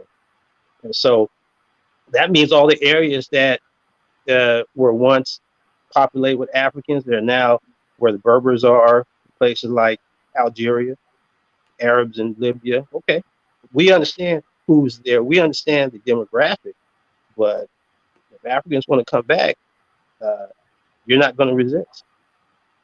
As simple as that. So, of course, they wouldn't want me as spokesman because I would Right. settle it off. I would Up, settle it up off. to It the would really be no. unicorn. Come back in the chat when you come out of timeout. I just made you a mod so you won't accidentally get timed out again. Just letting you know. I didn't realize I can do it from my phone. I don't have to go to the studio. I can do it right from my phone. Yep. What Zionism wants to do is it wants to annex lands beyond its occupied borders, which it has done in its neighboring states. As I think I've stated, there's a 20-mile occupation zone on the other side of Jordan, on the other side of Syria, and that would be something that you know, anyone else does that. That's an act of war. But they also annex part of the Sinai Peninsula, where they have use of that, and they really want Egypt and then parts of Africa. That's really where they want to go, as well as due east. They want to kind of expand their sphere of influence. I think that people really should watch that in terms of their policy and what they do in terms of their military force, their intelligence agency, in terms of, you know, what their policy and their actions. People really should watch closely in the next 5-10 years or more. Yeah. No. It's all good. No worries, Pam. No worries. No worries.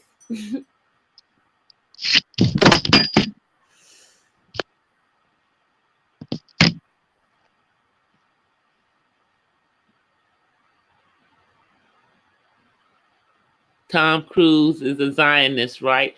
You know what? I thought he's a Scientologist. I don't know what he is, to be honest with you, because he's kind of interesting. You know, he's a Scientologist, as far as I know. I'm sorry, sis. I walked away. No. I'm answering Matt's question in the chat. He's talking about Tom Cruise. Right. Is there any questions in terms of what we have talked about? No one ever asked questions. I hope.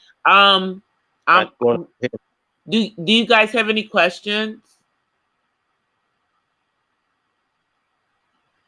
Yeah, he's a Scientologist. That's what I thought, Emmanuel.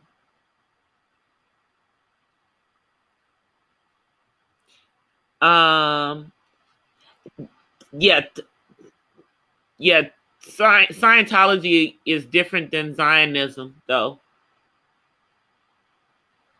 You know, their stuff is way. That's a whole nother conversation. Yeah, it's actually a racist political ideology.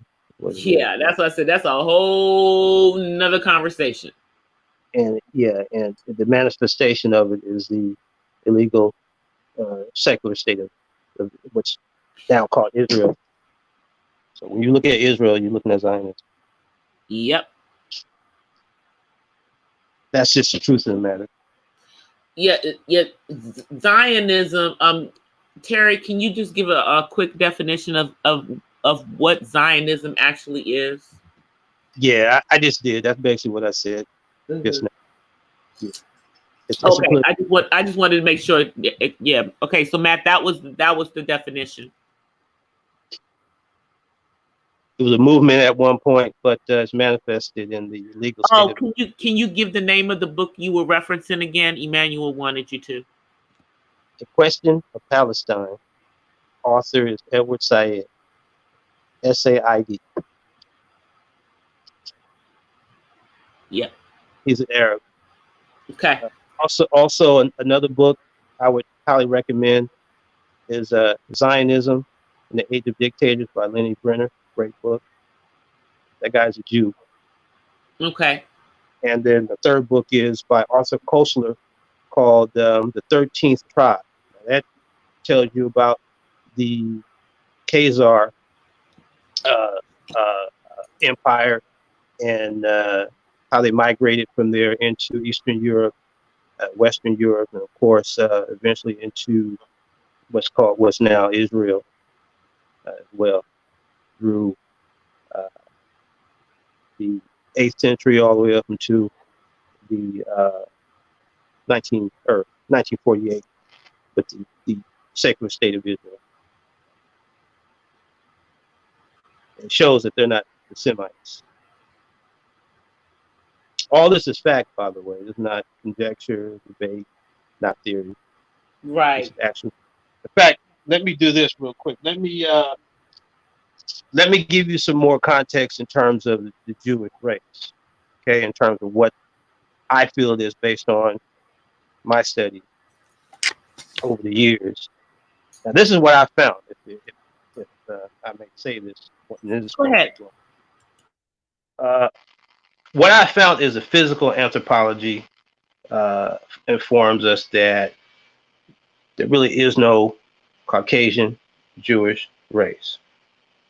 Okay, the scientific term to measure parts of the body, the nose, eyes, cranial measurements is called anthropometric, and this measurement in many parts of the world has indicated that these people differ greatly from one another in physical characteristics like stature, weight, skin color, facial features, and blood groups. But the pattern that we've really seen is that these people who call themselves Jews, they've approximated over time the people of the host countries that they had moved into centuries ago. So you look, those people who went to Hungary look like Hungarians, Poland like Polish people, etc. Austria, German, etc. So there's really no typical Jewish race, really. But that's what they want you to think. Exactly. That's what I was going to say. I said, because how can they explain how they don't look anything like the tribe of Dan that's in Ethiopia that are being treated like dirt in the state of Israel? They don't talk about how poorly the biblical Jews who are in Israel are actually treated by the Khazarian Jews. Right. Just let me add something real quick, though, sis, that's real important. This goes across whether or not they're Ashkenazis, Sephardim, Orthodox, Hasidics, you understand? Yep. I'm not talking about it. It goes across all of that. All those people they're not a race. It is a religion. People need to understand, and therefore they cannot be Semitic. That's the point. No, and that's just a fact. Yeah, you find that people within this religion, of the Khazarian Jews, that many of them come from the same parts of people, but the thing is that they aren't descendants of the biblical Hebrews. They converted to the religion of Judaism, sadly, after it may have been abandoned by many from the actual tribes of Israel, as they scattered into Africa. And that was really only a political maneuver to fend off Islam on one hand and Christianity from the Roman Empire, the Eastern Province on the other. Exactly. And anyone who's really interested in understanding that, there are multiple videos on the YouTube platform about the Khazarian Jews and their actual history. And so that leads us to conclude that these people are not Semitic. Palestine is not theirs, and they've come through it by terrorism and land theft. Yeah. So they're an illegal nation in terms of their statehood, and the government is really illegal, really.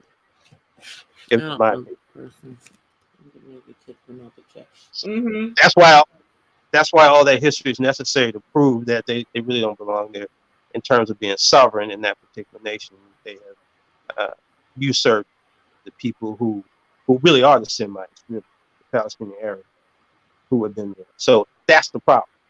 See, that's the conundrum. So you have to prove these things in stages. Now, where Africans or people of black people come in, or Africans, in my opinion, it's only because that is one of our oldest religions out of Africa. That's why our business. So I hope people understand the connection here in terms of, you may not accept it, but to me, that's why I've had so much to say about this. That's why, I mean, and of course they manipulate, the categories of race and religion. They kind of cloud and confuse these definitions and put pretext and just disinformation to kind of shield what they're doing. And so, so they're pimping really on one hand our religion, but they're killing these Palestinians on the other. And, it's got, we can't just continue to be fooled by this false propaganda that comes out of it. Guys, that was a troll. I kicked them out. Sorry. Continue, Terry. Yeah. So I mean, and so that's really my personal reasons. It's just a search for the truth, understanding the correct political position to have, and I think I'm on the right side of history. Those that I politically work with, we know we're on the right side of history because really, someone who loves justice, you have to be against injustice everywhere. You understand? So it doesn't matter if it's a lie. We have to refute and tear it to shreds, at least ideologically and in terms of our thinking, and hopefully our future actions as well. Yeah. So give you insight why I have my position. It's not something that I woke up one day. It was a process for me. I had to start looking. I had to start asking questions, and then I had to start finding answers for these questions. As time went on, I'm like, oh my God! But I had to get in an organization that took these things on. Not sure I would have been. What's so funny? But what's so funny to me is that when I started like looking at stuff, and then when I say things to people that I know are, call themselves, followers of Yeshua like myself, and they're like, yeah, I know. I'm like, how is it that we all know that this is not the truth, and we not jumping up and down about it? Because right. Well, and basically it's because that's not the right way to handle it. We have to handle it another way. But we definitely need to make sure that everyone really understands what's really going on in, globally, with open eyes. Because a lot of the stuff, and exactly, and why the heck our country, the country that most of us live in, has been at war for what, the last 30 years, trying to protect this piece of land for these people. It's in their interest to do so. Exactly. So which is why we're going through this entire exercise. Now to what? 71, 2 years now since the state of Israel began in 1948. Yep. If you just count that time to now, yeah, it's been a while. And of course, it's a continuity of policy. It doesn't matter who's in office in these Western nations, especially Washington D.C. They'll continue to do that because it's advantageous to them. And of course, they get billions of dollars from Britain and the United States. I think the United States put the biggest amount of money in their coffers as far as their military on one hand, the technology on the other. And so, they're if it were possible to cut off the aid they get from Britain and the United States, the nation states I think would sink within a week. I think so But too. because they have such benefactors, of course, it's just something that exacerbates the problem. You know, you dropping these antagonistic Europeans in the midst of all these Arabs. That Well, I think and you have to think about it that the other place that has a high concentration of Khazarian Jews is where? Oh, I'm sorry. Is it the country that we live in? Oh yeah, that would be it. right. And I have no problem with people who are practicing Judaics, mind you. Yeah. But you can't tell me that you're a Zionist on one hand and then you're a Jew on the other. It's not one and the same. I've said this before. I'm going to continue to reiterate strongly. It's two different things. Don't let them don't let them make you believe that it's one and the same. You talk about Zionism, you're still anti-Semitic. Not so. Not Yep. so. I think I broke it down enough. What Zionism is and what Judaism is. And really, a lot of this is really not necessarily about the Khazarian Jews themselves, but how the Khazarian Jews have been used for the Zionist political interest. You know, and for many of them, I think that they believe the lie because they don't know. Yeah, I mean they've digested propaganda that's been bombarded at them for a long time. That's the job of the Western press, to maintain confusion so that people can Exactly. I mean, because think about it. They're not just. I'm just going to be blunt about it. They're not actually the descendants of Moses or Abraham. We know who the descendants of Moses and Abraham are, don't we? We don't even have to say it. So I think that moves us to understand, I think, where we should be, on what side of the coin we should be. And again, as I said earlier, if you love justice, then you should be against injustice. So that includes Palestine. Yeah. You know, if they're using our religion, our original religion as Africans.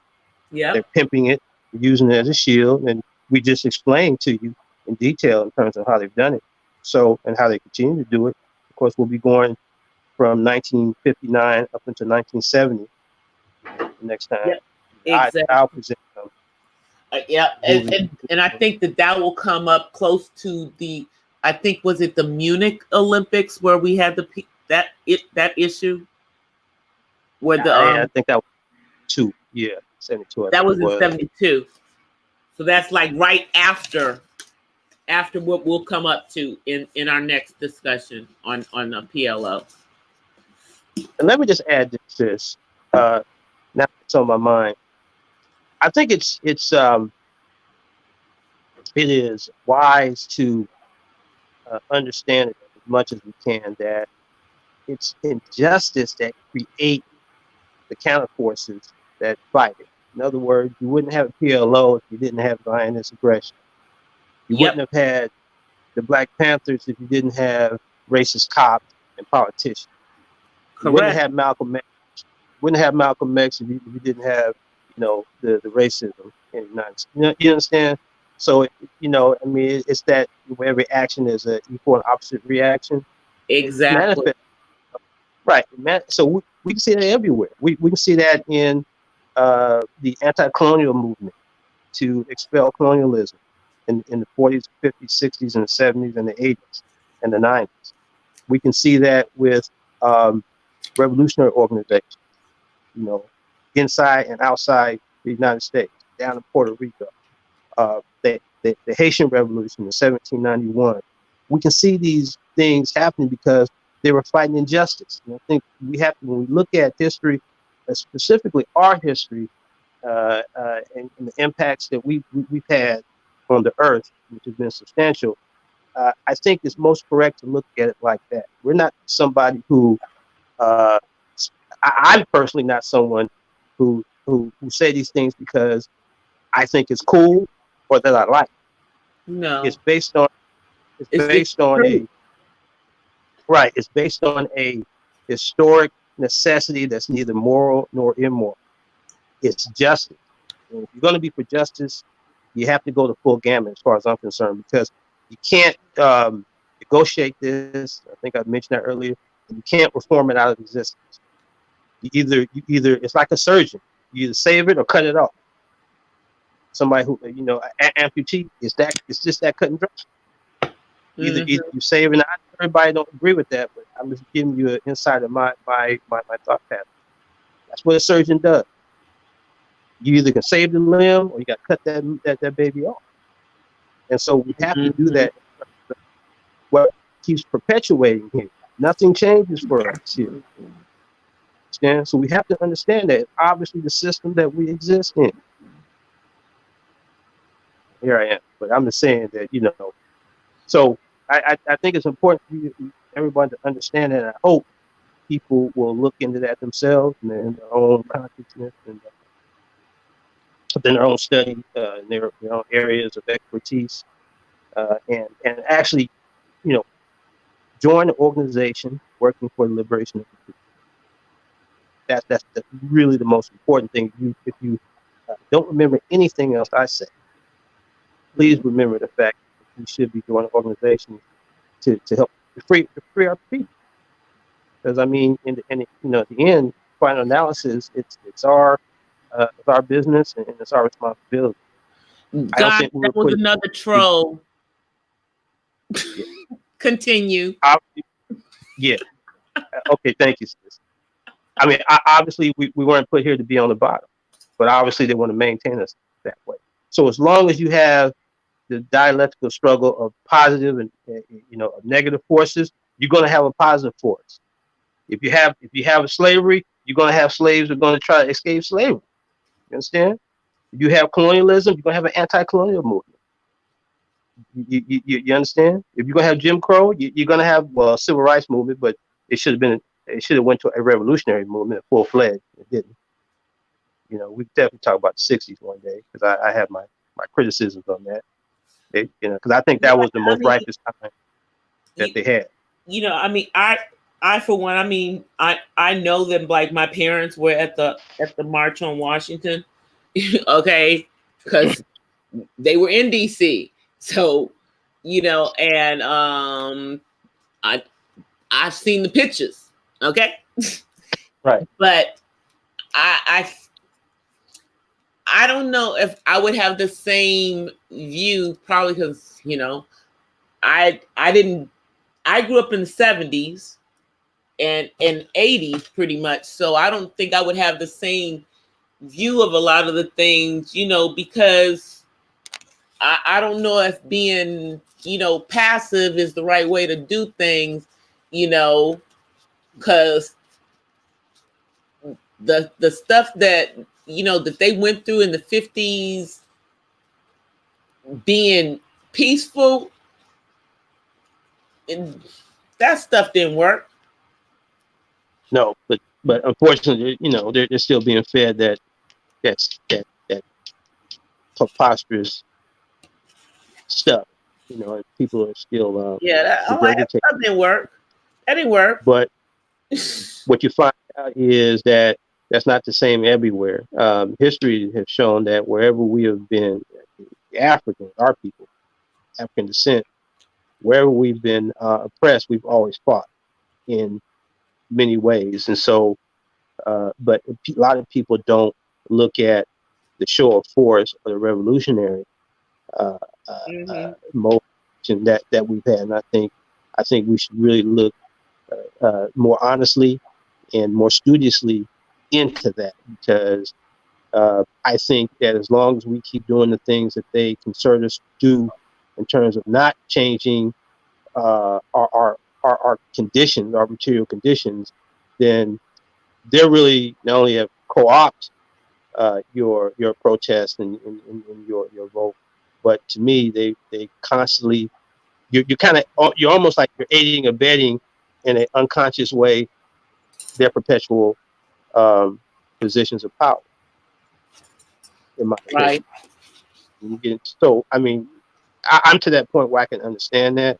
And again, I don't say this because I don't do this stuff because I mean, certainly I enjoy the back and forth, but this is not to be cool or yeah because we just like it and we think this is something that's cool. No, this is something that people who honest people are asking some serious questions, and the only way we're going to get answers is do it ourselves. So those who are revolutionary are taking on their shoulders in this struggle, and we understand already what's at stake.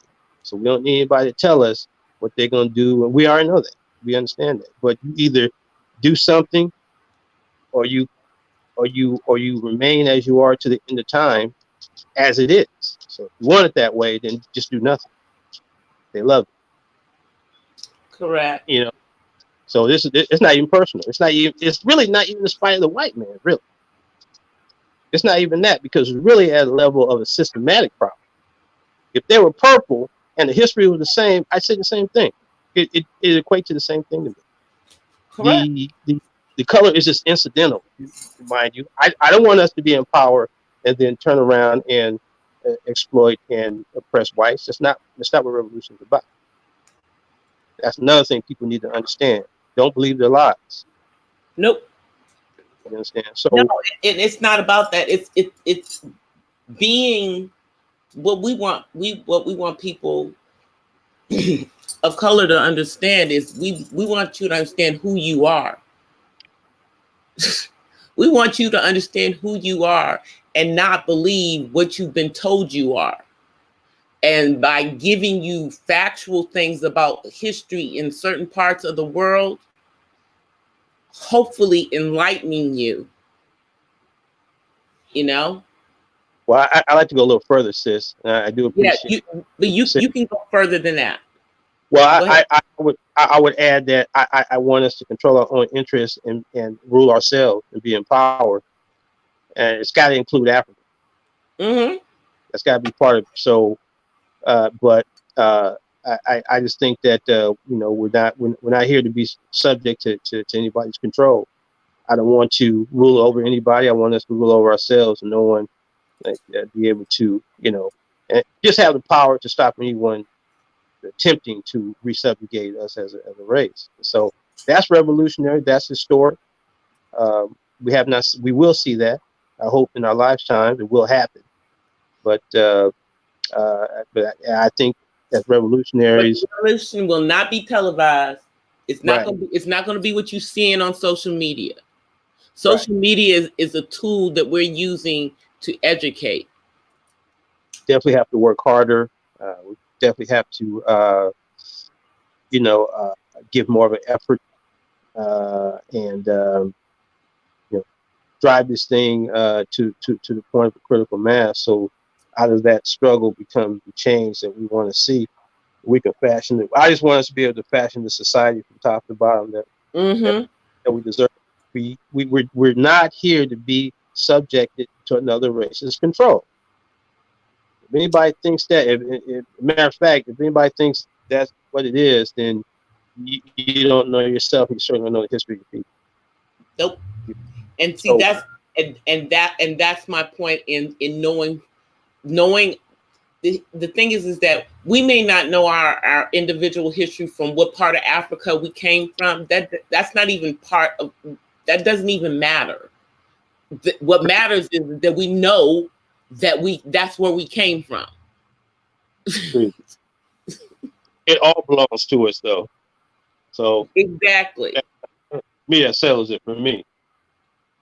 I accept Mother Africa, everything. You understand? I mean, Once what the because no other continent is called the cradle of humanity. It's called that so for a reason. And another a people from another continent have made the people from the largest continent feel like they are inferior. And it's a falsehood. It's a falsehood.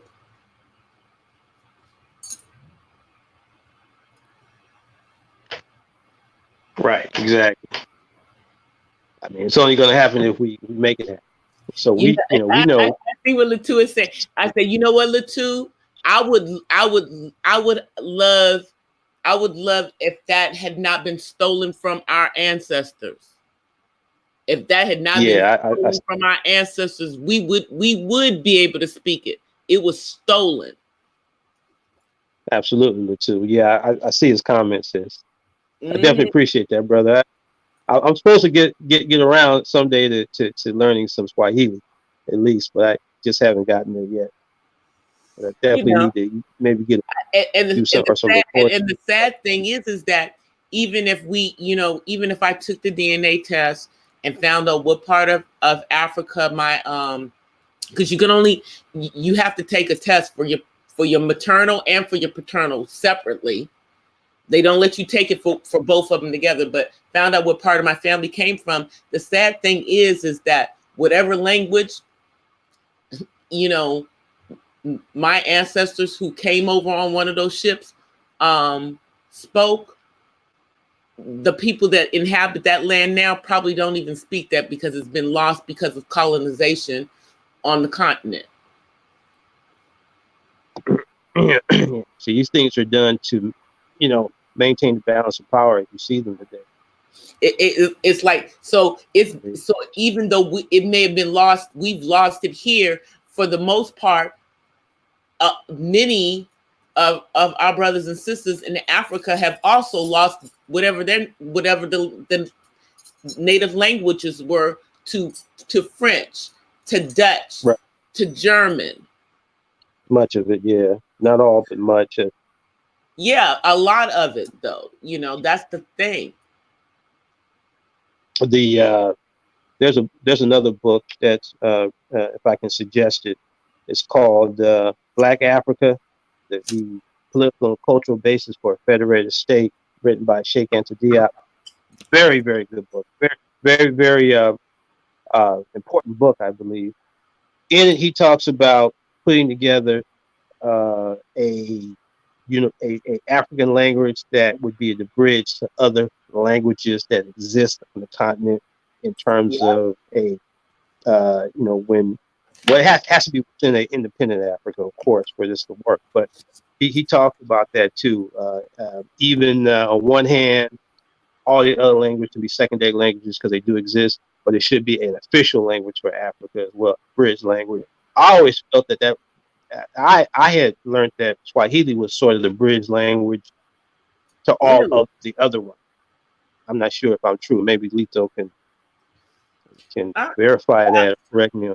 That would be interesting. I mean, I speak English, I speak Spanish, I speak a little French because I do have on my mother's side, I actually have my great grandmother was from the French Caribbean, and actually spoke like the French from France. And we know that our last name goes back to France. I said, oh yeah, it's like the car company, Renault. You've ever heard that? Yeah, car? I've heard of it. Okay, the full name of the car company is Renault Fluence. Fluence is my mother's family last name. Okay. I was like, okay, so interesting. Yeah, I was like, yes. I said, we know.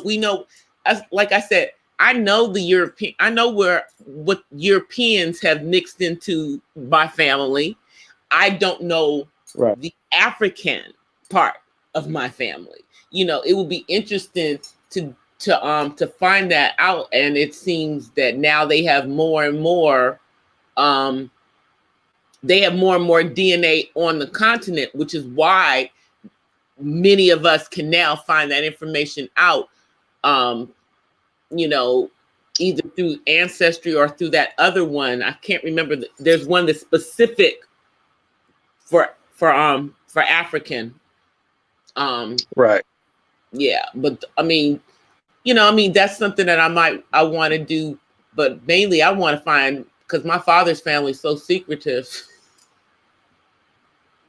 I'm Right. telling you, I think I in my head, I think that my family in Cuba is, well, they must be communist, because you have to be a communist if you live in Cuba, and that's why we don't know that much So about our family in Cuba. right. And so yeah, So and which is not a bad word. Let people know out there, socialism is not a bad word. Like they want to make you think. Study it, and study it from a African point of view, not Marxist either. yeah, In I terms really have to do it, because what's going on in of Cuba is very, very a racist version. Let me just say it that way, because I know that my family in Cuba are right, dark.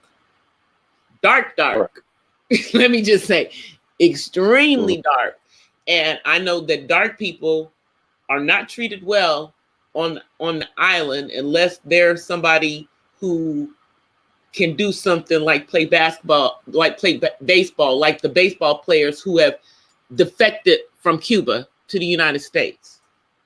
right, yeah, So, outside of absolutely, that, yeah, yeah, that's the yeah, only time somebody of dark skin is treated nice on the island of Cuba.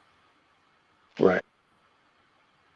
And so uh, yeah, so these things, you get to the point to where you have to decide what is the most efficient, permanent manner of getting rid of some of these things that didn't exist before we got to this land.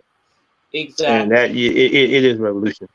Anybody likes it or not, people don't want it to change the system, but that means that you're going to keep the racism, you're going to keep the discrimination. It is a central part of it. It really is almost a symbiotic. Well, it is. It's a symbiotic Essential part of. essential part of it is to keep us believing that we are less than.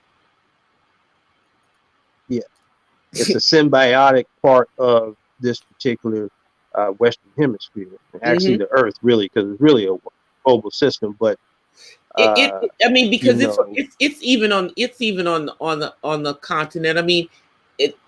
I mean, although of course, of course, we don't talk about the colorism thing, but it's not just. It doesn't just. It's not something that we just got over here in the United States, because of we talking about the house slave versus the field slave. It's all over on the continent, where they weren't out in any fields picking cotton. They well, still have this that image of right, European oh, being the exactly, ultimate perfection, and what we look right, like not being it. right. So when you're controlled by a foreign power, that's basically how it works. Absolutely, absolutely. And so it lingers after the actual system has really changed uh, to give visibility to those people who are now affected psychologically by the same colonial system. So they did their handiwork well in Africa. They understand. So they still uh, Yeah, and, the and the and the problem is that I would say imprint. They, I would yeah. say that Well, no, I was just going to say, I would say that they have done their work well, because they've done the work so well that when we don't know our African brothers and sisters and they don't know us, we have these preconceived notions, and then when we actually start to know each other, we find out that we're all dealing with the same thing, just on a different right, continent. right. Very well concentrated though. Uh, Huh? uh, But I they but said very. they try to pit us against our African um brothers and sisters, and vice versa. I would just agreeing. I was saying yes. It's very very well concentrated and very systematic and very very linear. By the way, You know, the policy those policies still go on with people who look like us because they've been trained so well psychologically to perpetuate the problem. That's why they had no problems with black heads of state, black governments, because they know that as long as they can control them from a distance and they have their economic tentacles and their political marionette string, this is the result of what we're discussing here in terms of what we're describing. Absolutely, they understand that, you and know, once those people stop, they'll put somebody else in. They'll put another puppet in. So they want to perpetuate this thing to the end of time. We have to be exactly. honest. And, So unless a revolution, the only thing that could remove that is an all African revolutionary war. Simple as that. That if something that'll cleanse. happened, Oh yeah, well that's the goal, sis. That's I was my like, job now. something like Well, that happens, oh man, boy, that we would hope we be. can.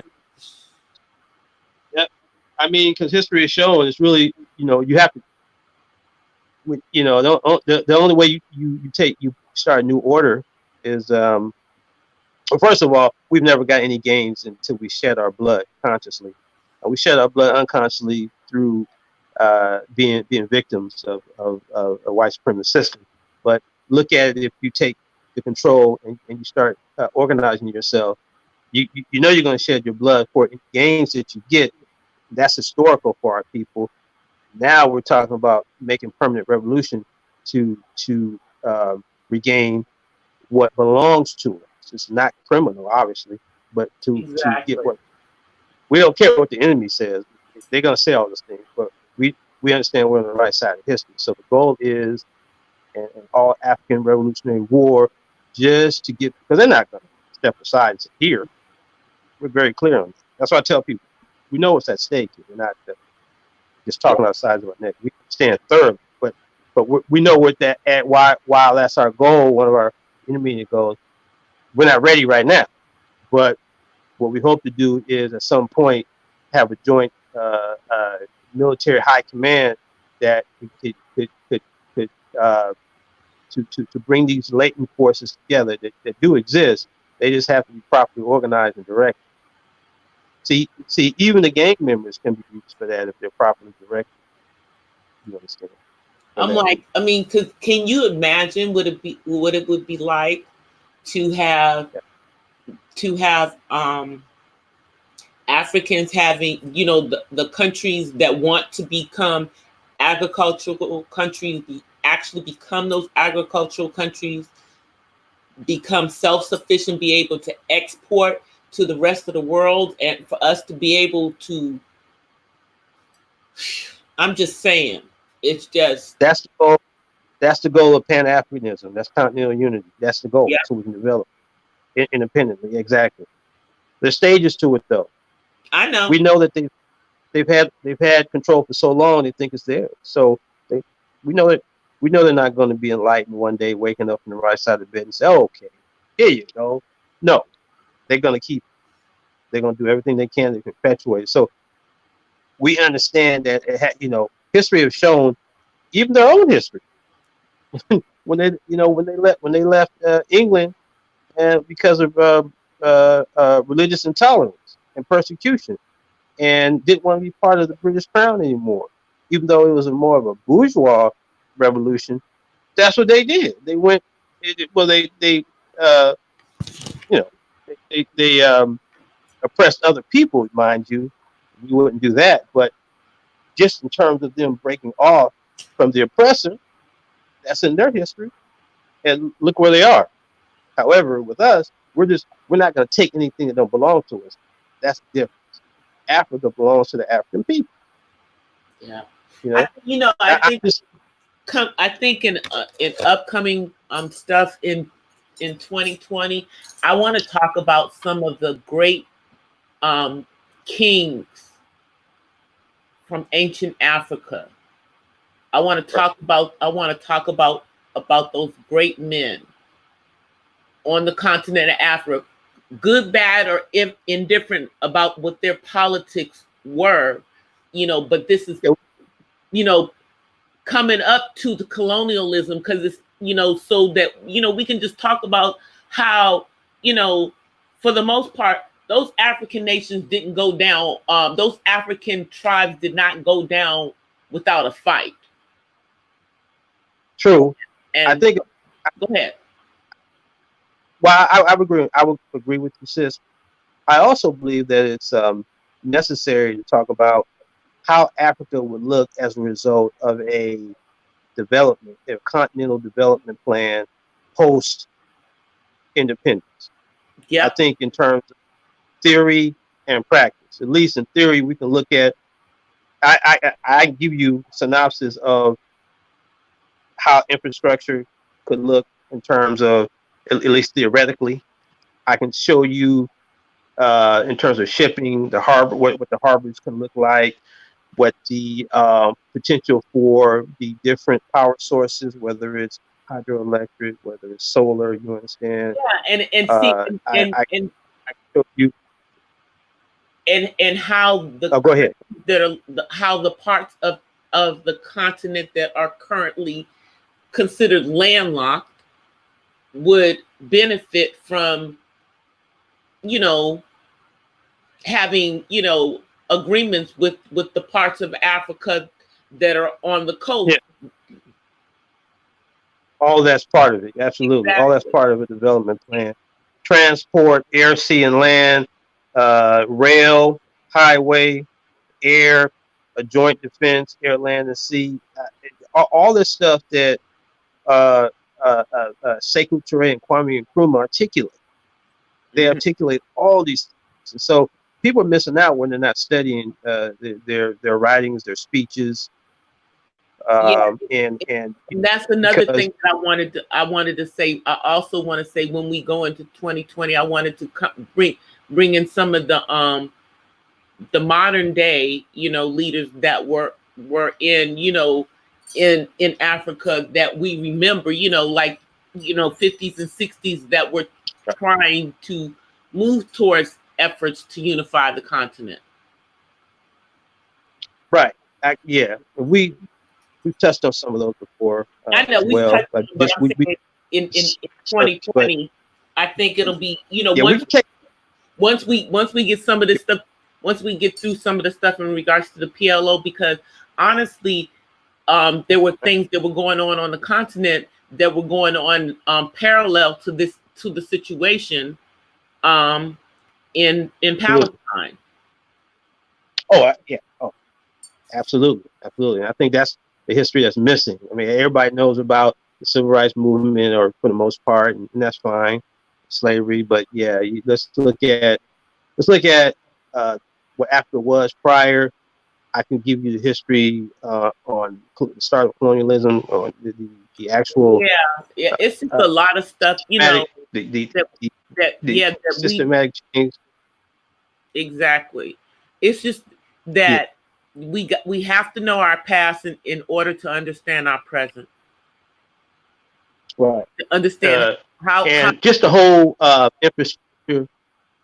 And I can also show you really within Ghana and Guinea how it worked on the nation state level, and how at some point it would have worked on the continental level. Exactly. We touched on this when we were talking about when he wanted to make him co-president. He didn't want to be the co-president. So yeah, we definitely need So we have a blueprint. We have a framework. We're not working from scratch. I tell people all the time, we're not talking outside of the necks here. We know what we want to do and how to do it, but we need the reins of power first. We need to seize the land. You understand? So again, we just want to change the paradigm, because I mean, look what has happened all these years. I mean, at what point then?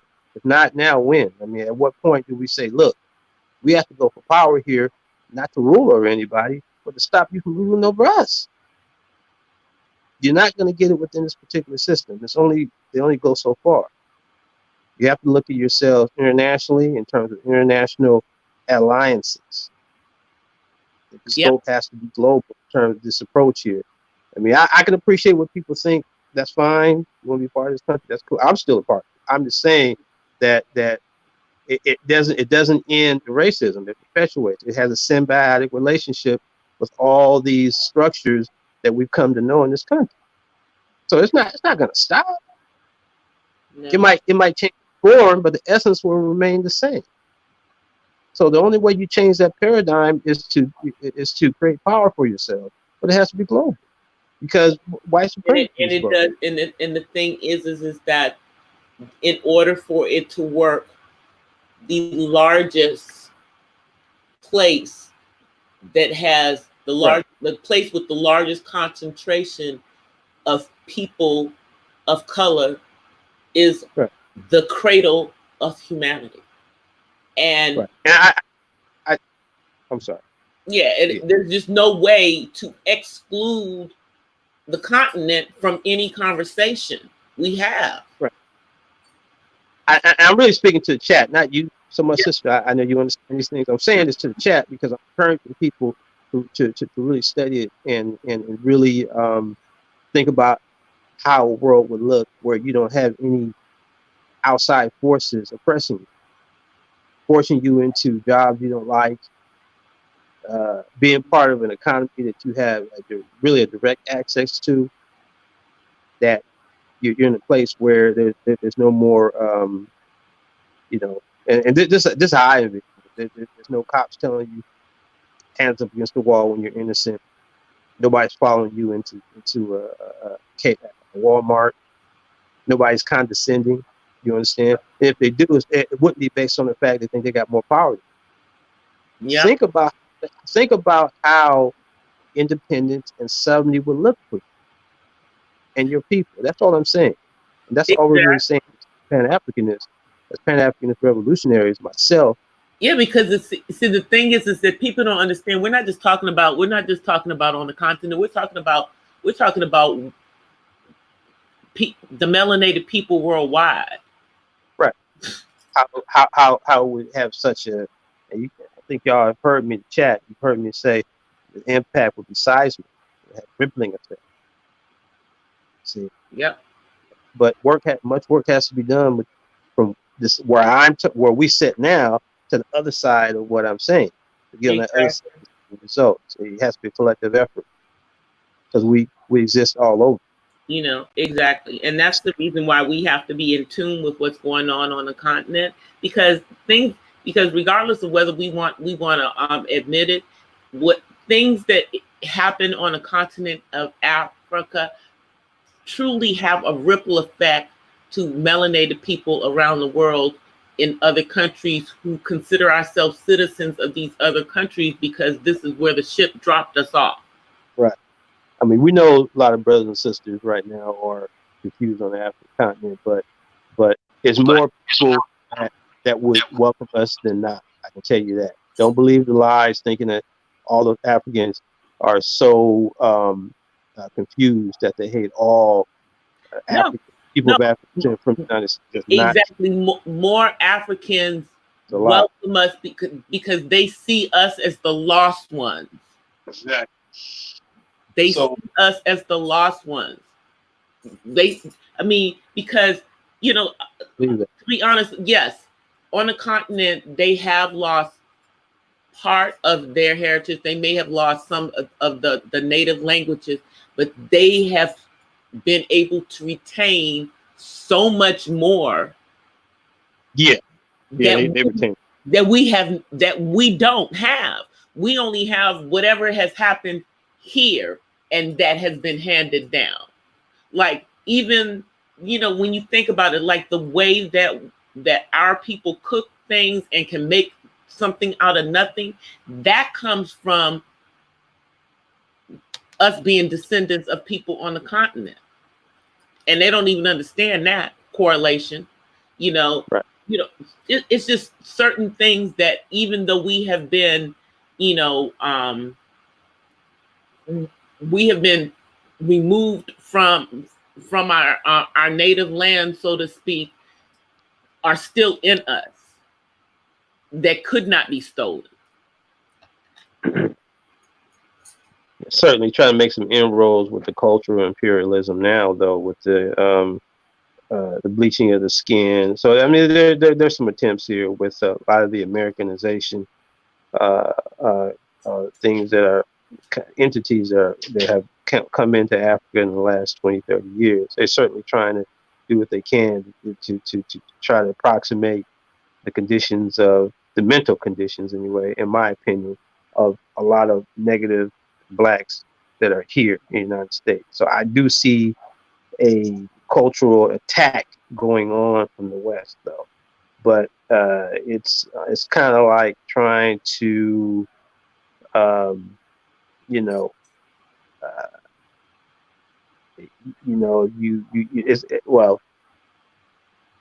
it's like trying to contaminate a situation that can only be of a positive impact for our people. So I mean, I see that, but I agree with you, sis. There's much more that's been retained. There's much more uh, positive that can work in our favor, especially the culture, because historically it's always been a weapon of revolutionaries, by the way. Yeah, and the thing is that we're not saying everybody needs to go back to Africa. That's not what we're talking about. What we're talking about is that everyone who is a person of melanated skin needs to support efforts that are going on the continent for for the unification. That's what we're saying.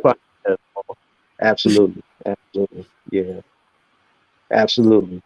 Because I know the AAPRP has chapters in many places in Africa and the United States and other countries, but also with organizations like Pan Africanist Congress, Southwest People African Organization, the Kenyan African National Union, Democratic Party of Guinea. There's just so many of them. Those are the movements and organizations in different territories that at this particular juncture, that's where the next generation of African revolutionary leaders will come from. And it doesn't matter if it's a he or a she, as far as I'm concerned. No, it doesn't.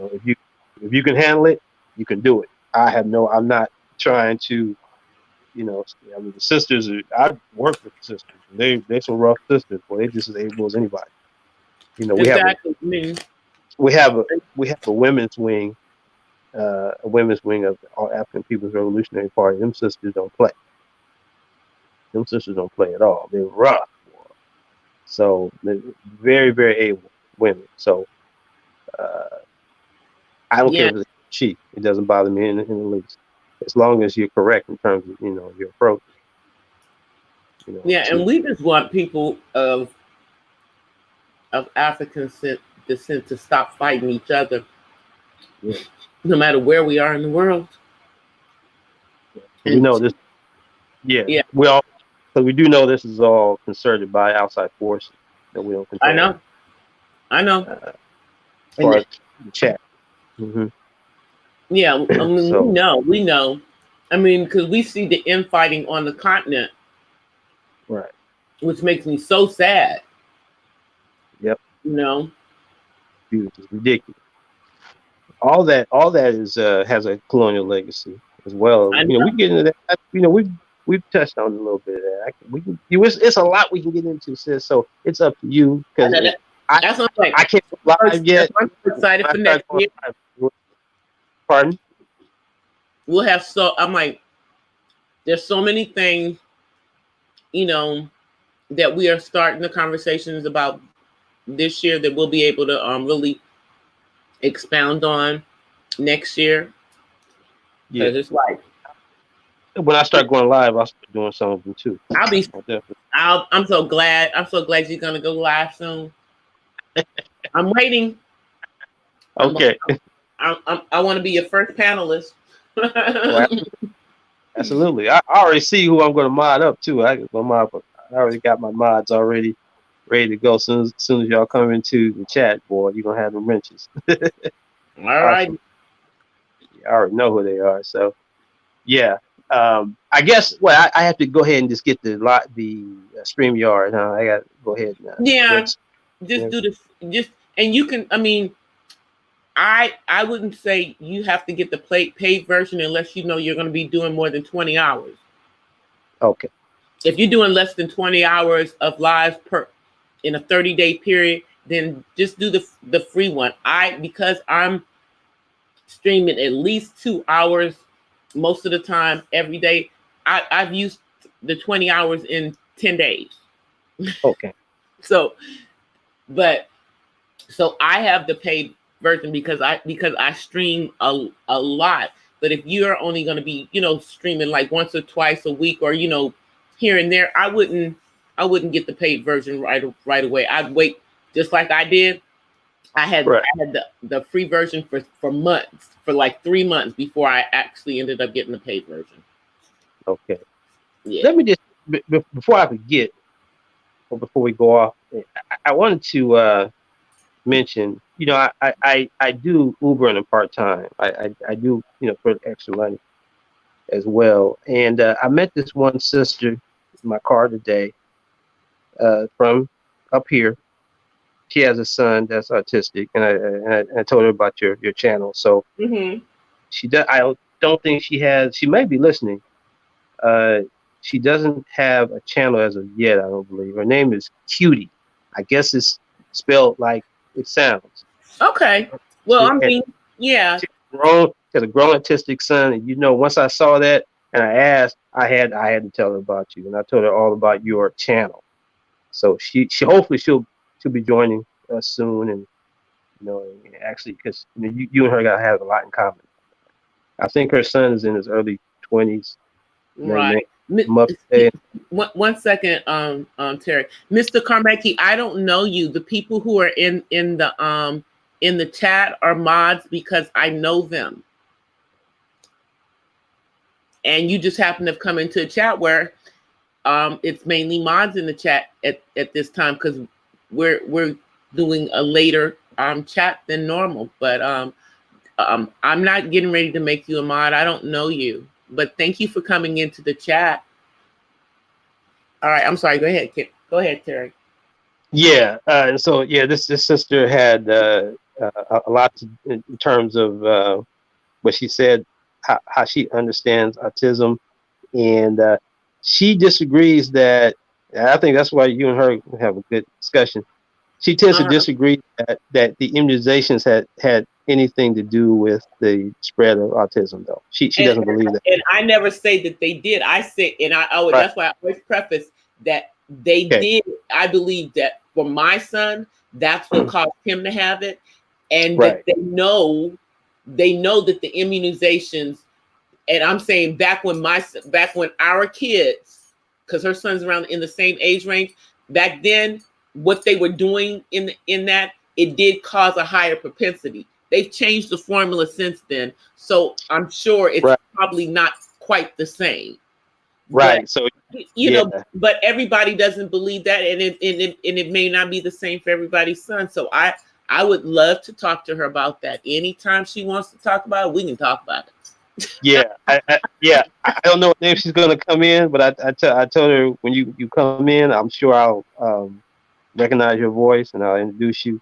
No problem. I told her to listen. Yeah, I asked her to listen tonight. I asked her, just I hope she. I don't have her number or anything. She might be in the clouds listening, and our conversation tonight wasn't on autism. We just we're talking about some other things. I hope everybody got something out of the beginning part of the conversation when I was talking about the winter solstice, and when I was really going over the history of Christmas. I mean, Christmas has only been celebrated for less than 200 years, guys. I just want to be clear about that. This isn't some ancient thing people have been celebrating for centuries and centuries. No, not so. And every time they show it in anything, before the 1800s, False. Didn't exist. And it actually started right here in America. This is where it was because the Dutch brought it all over here from, the Netherlands. But, Right. we just want people to understand that none of this, had anything to really and truly do with Yeshua. The gift giving has nothing to do with him. That has to do with Saint Nicholas and a myth about him giving out gifts to children. That's not historically correct. Oh, okay. So there was a Saint Nick's, though. There was a Saint Nicholas. Okay. But here's the thing: the Catholic Church made him a saint. This man lived before Roman Catholicism even existed. Okay. Mm-hmm. Mm-hmm. he lived in the about 200 years after Jesus. Wow. And he gave out that he's known to have things that he actually historically is known to have given the dowry to 3 women so that their father wouldn't sell them into slavery. And he's known to have helped out several young men.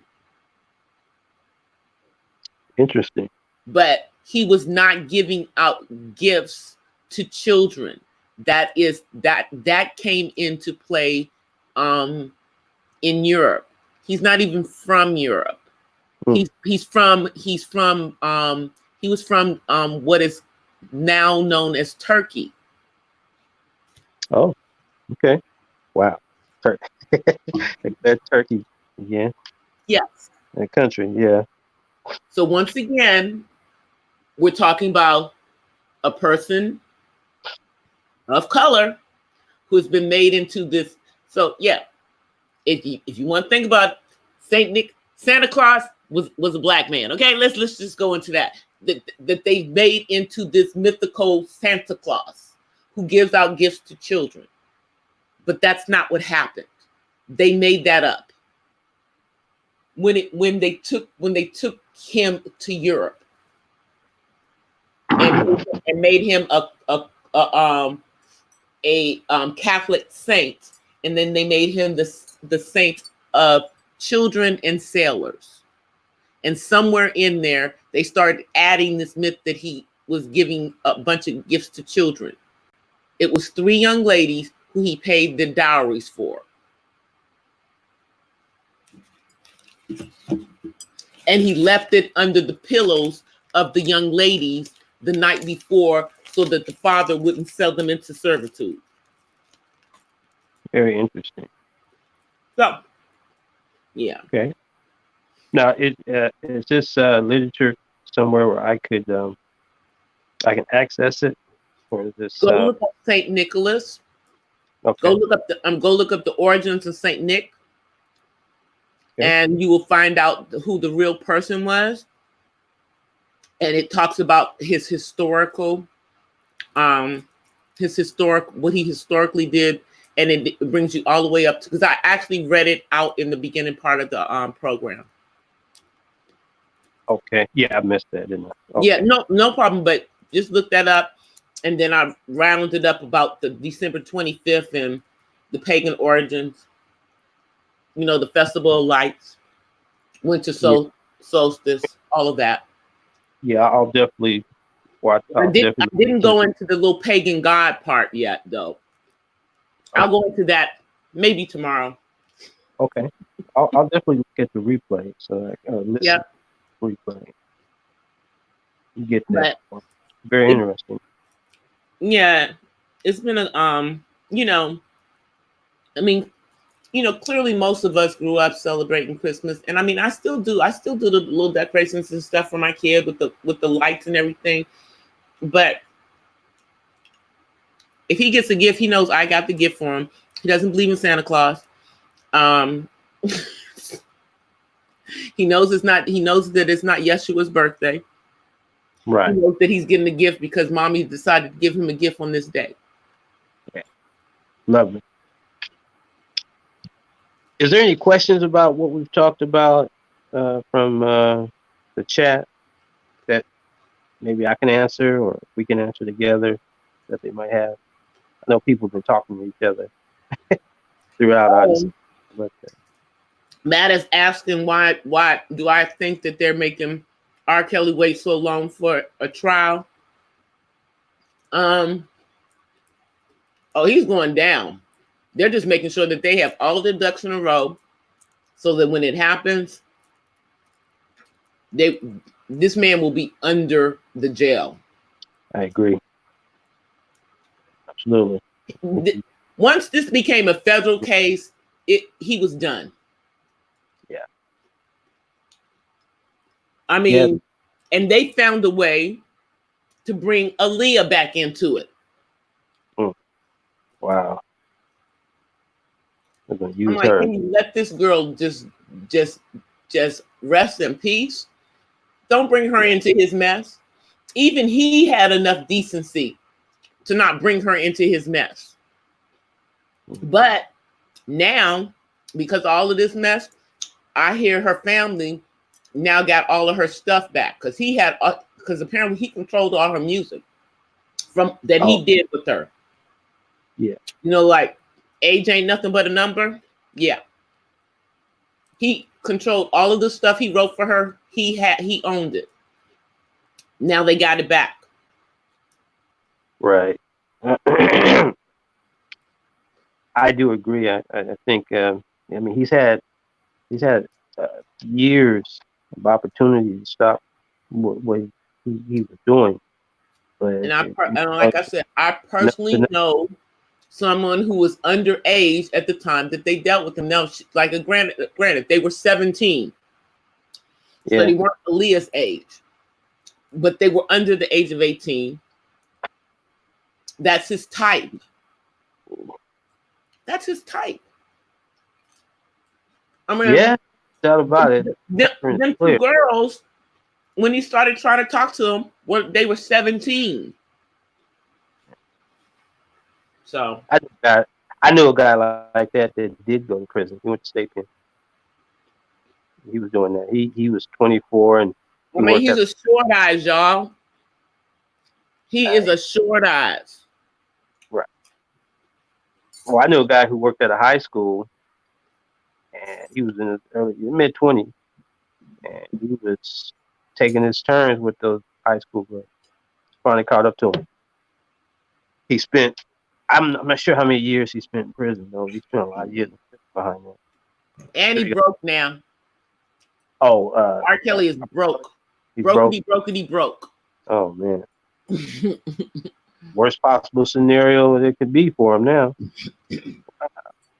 That's what it is. They let him run out of money. They just let him run through his money.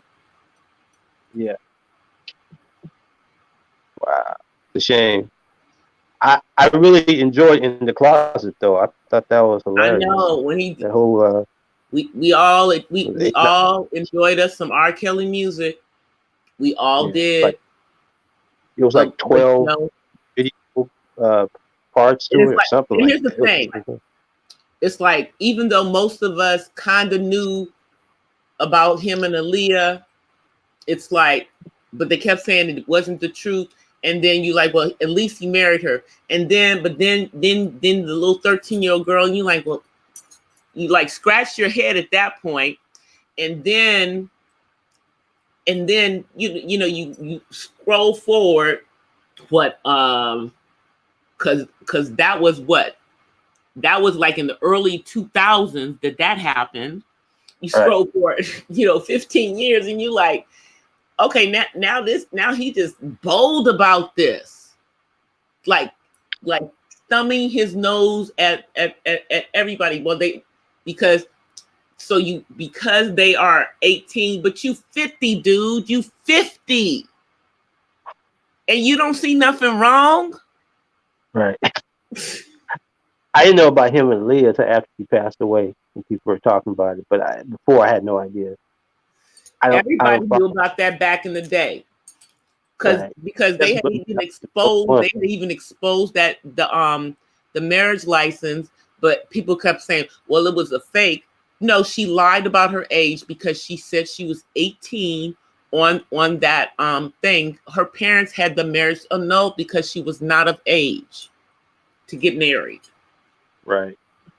So as far as everybody's concerned, she was never actually married because they Wow. annulled it. Right. That's right. Not on record. Huh? Yeah.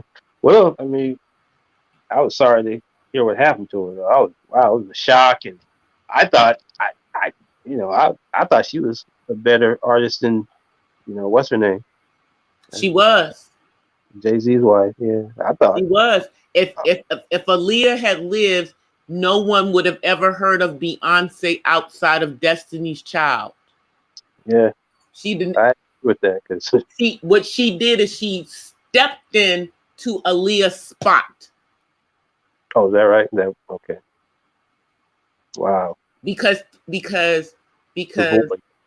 Aaliyah was with both, because she was Jay's friend and she was with Damon, but rumor has it that she at one time had been with him too. Oh, I had no idea. Okay, I'm totally oblivious to that as well. That's from not looking at a lot of celebrities. Like, I probably should look at things a little closer. Yeah, but if you look at pictures, there's pictures of Aaliyah from back in the day of her and Jay-Z, and the way he's standing next to her and holding her around her waist. That's not like somebody who's just your friend would be holding you around your waist. Yes, I see your point. And I mean, but he has never denied the fact that they were very, very close. I mean, he's just never expounded on how close they were, but he has always said that he and Ali were very, very close. So, but wow, I guess he's gonna get what's coming to him now. Well, they're gonna hammer the guy. I'm just saying, because if you think about it, every time they've tried to re-put out something of Aaliyah's, yeah, they gets out there and puts something out, because she don't want none of Aaliyah's stuff. Aaliyah still, they still have stuff of Aaliyah's that if somebody brought that stuff out now would shoot up the charts, But Beyonce needs to recognize that she's almost 40 years old, so she needs to slow it down. She got 3 kids now, I think I would love for her to sing an R&B song, or something that's got some funk to it. You mean instead of the pop stuff she does? Yeah, just show us some soul, man. Just one album. That's all I would. I Whitney Houston could have really been somebody like that. Well, here's the thing. Beyonce thinks that and this is no shade to her doing the HBCU thing at Coachella, that is being African. That's the way she shows her blackness, not being R&B-ish, but like incorporating African stuff into her pop stuff. That's understood. That's the way she does it. Right. Well, that's very positive. You know what I mean? That's very positive. But I think I don't. I mean, I know what makes money for her, but exactly, it's not. She has the voice. I mean, because I'm not going to shade the girl. The girl can sing. She has a voice that she could just do straight R&B. And when she was in Destiny's Child, that's what they did. And on her very first album was R&B. The one with Me, Myself, and I, that was an R&B album. Was there a specific song? Because I can't remember that. I mean, in terms of, I don't buy into that. That's the album. That was her first album. She did the duet with Luther Vandross on that one. No, I never heard that one either. Okay. Yeah. Wow. This is the album she did when she came out of Destiny's Child, and she did the first solo album, and that's where she proved that she could actually hold her own as a singer. Okay. Yeah, I mean, so I'm not gonna shade the girl. I mean, I like Beyonce, but I just don't think that that's being a straight R&B. I don't think she's gonna go that way. Yeah. I would just like to hear like this one I album, would too. going back to doing. That's why we were all mad about her doing the song instead of Lettucey several years Yeah. back from that song from Selma. Lettucey sang the song, but then they had Beyonce come and do the song, and I'm like, I'm sorry. Right. So Lettucey's not up there because what is she? Is she too dark? Is that perhaps the problem? That's a good question. Because Yeah. Joe can sing. Because Lettucey, now that girl. Heard of her? Haven't heard her yet. I mean, I've heard of her, but I haven't heard her. You need to go look. You need to listen to her early work before people knew who she was, like Lost and Found. Mm-hmm. Go back and listen to the Lost and Found CD. Yeah, the stuff she did when she was more independent.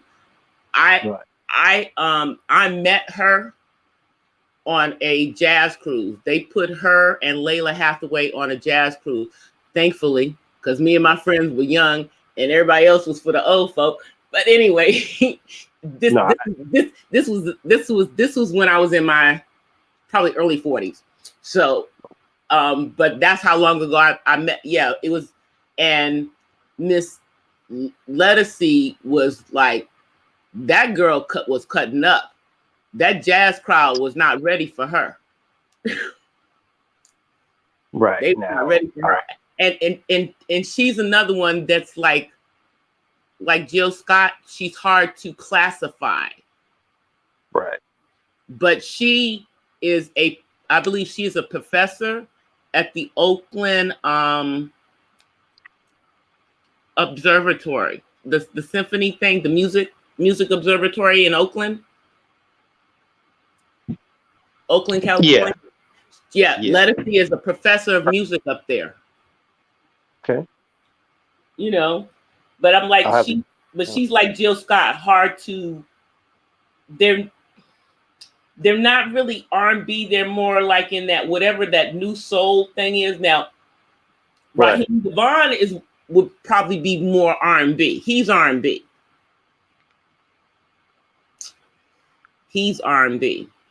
Yeah. Yeah. Now he's R&B, but yeah, like as far as females, new ones, and now Anita getting ready to go. She done. Is she doing her farewell tour? Anita Baker? Yep, she's doing her farewell tour right now. Really? Yep, because she's getting ready to do that Vegas residency. Oh, okay. Oh, she's gonna make a lot of money there. Goodness. Yeah, I'm gonna go see her in Vegas. So that's like a contract for like years, huh? You do that for years. At least most of them get it for at least a year, I think. Oh man, that's some dough there. Yeah. I'm sure she already has a pile, but investment. But man, that won't hurt. And then she knows where she's going was it daily or weekly or whatever it is? I don't know. It's probably gonna be. I mean, I'm sure it's gonna be, kind of similar to the stuff that they have with like Jennifer and everything. They usually it's like weekend shows because people right. Weekend, right? Are gonna be flying in to go see the shows and everything, just like with with Janet. Just like with Janet. Now she did Vegas, right? Yeah, because my cousins just went to hers when she just did the residency in Vegas. Okay, that's cool. I'm sure that's a nice. Smart move. Yeah. Smart move. But you know where you're gonna work every time you go. You're not moving. Going right to where you got to go. There's no different city. Different stages. Exactly where. Yeah. That's great. Yeah, I think I'm looking at how much vacation because I just looked and saw that I've only taken 3 days off this whole year. I'm crazy, y'all. Wow. I've only taken 3 days off. You gotta be a little wound up, sis. But 3 days. swore I Whoa. took off. I swore I took off more, but apparently the other days that I took off were from last year. Man, that was a long time ago now, you know. Well, no. I mean, I took them off early in the year, but they were Right. vacation time from last year. I've only Oh, taken okay. 3 days of my vacation time from this year. I got you. Yeah, Yeah. I've taken more than 3 days off, but I've Wow. only taken 3 days of my vacation from this year. You're a So workaholic. no, but I'm taking off some time in January. I'm taking off. I'm taking off time. I'm like, I think I'm gonna take off like the Friday before, all the way through my birthday and after my birthday, just because. Cool. Yeah, because my birthday's right after the Super Bowl. Thank goodness this year coming up, and this year coming up is leap year, so there's gonna be 29 days in February. Okay. Cool. You know, so No. I already have vacation planned out for a couple of things already, and I'm probably gonna. I think I may go to North Carolina in January to see my dad. Beautiful. Yep, because it'll be cheaper. Yeah. Good idea. How would you go there? Plane? Yep. Plane Yep. ride? Train. Okay. Yeah. So I usually fly out of Long Beach to get a direct flight rather than LAX. Yeah. I've been there before. I was, Yeah, because my dad lives outside of Greensboro. yeah. So I was stationed in Hawaii. I came through LAX, and then it's kind of funny. I couldn't come for some reason. I couldn't come straight to Sacramento from Honolulu. So I had to come from Honolulu to LAX, then to uh, San Francisco. I had to drive in from San Francisco. I don't know why. Can't remember. That was very odd, but yeah, I remember that. LAX was pretty big. Yeah. Well, I know it's jam packed in LAX tonight. It's ridiculous. That's why I had to push. That's why I had to push back the show tonight, because I had to, get somebody out of here. Help a friend. So earlier, but okay. Yeah. No, that's understandable, sis. That's understandable. But I'm ready. I'm ready for the holiday season to be done. I'm ready for it to be 2020. Yeah. But I was thinking about it too. Some things I want to finish. I'm planning on making my goals. That I should. I think I have like a less than 250 to go to get to my goal as far as networking friends, because I want to be at 1,500 networking friends by the end of the year, and I'm getting closer. I think I'm like maybe 100 or a little over 100 hours away from what I want to be as far as watch hours, because I'm trying to go into the new year with at least 1,000 of my watch hours. So sounds good to me. I'm working. That sounds because as of now, we now know that although there were rumors that they were going to be changing, the watch hours was not one of the changes that they have made as of yet. Thank you, because 4,000 is a whole lot of watch hours. That is a whole lot. It's a lot, and I'm sorry. I know a lot of people that do the silent lives where they'll have the thing camera looking at something specific and everything. And maybe one of these days I'll get to that, but I ain't there yet. For right now, y'all gonna have to. I'm gonna be on my lives. Well, it kind of, yeah, I've seen that. It was so funny when I first saw that. You know, like, seeing a teddy bear in front of a camera. Man, I just thought that was hilarious.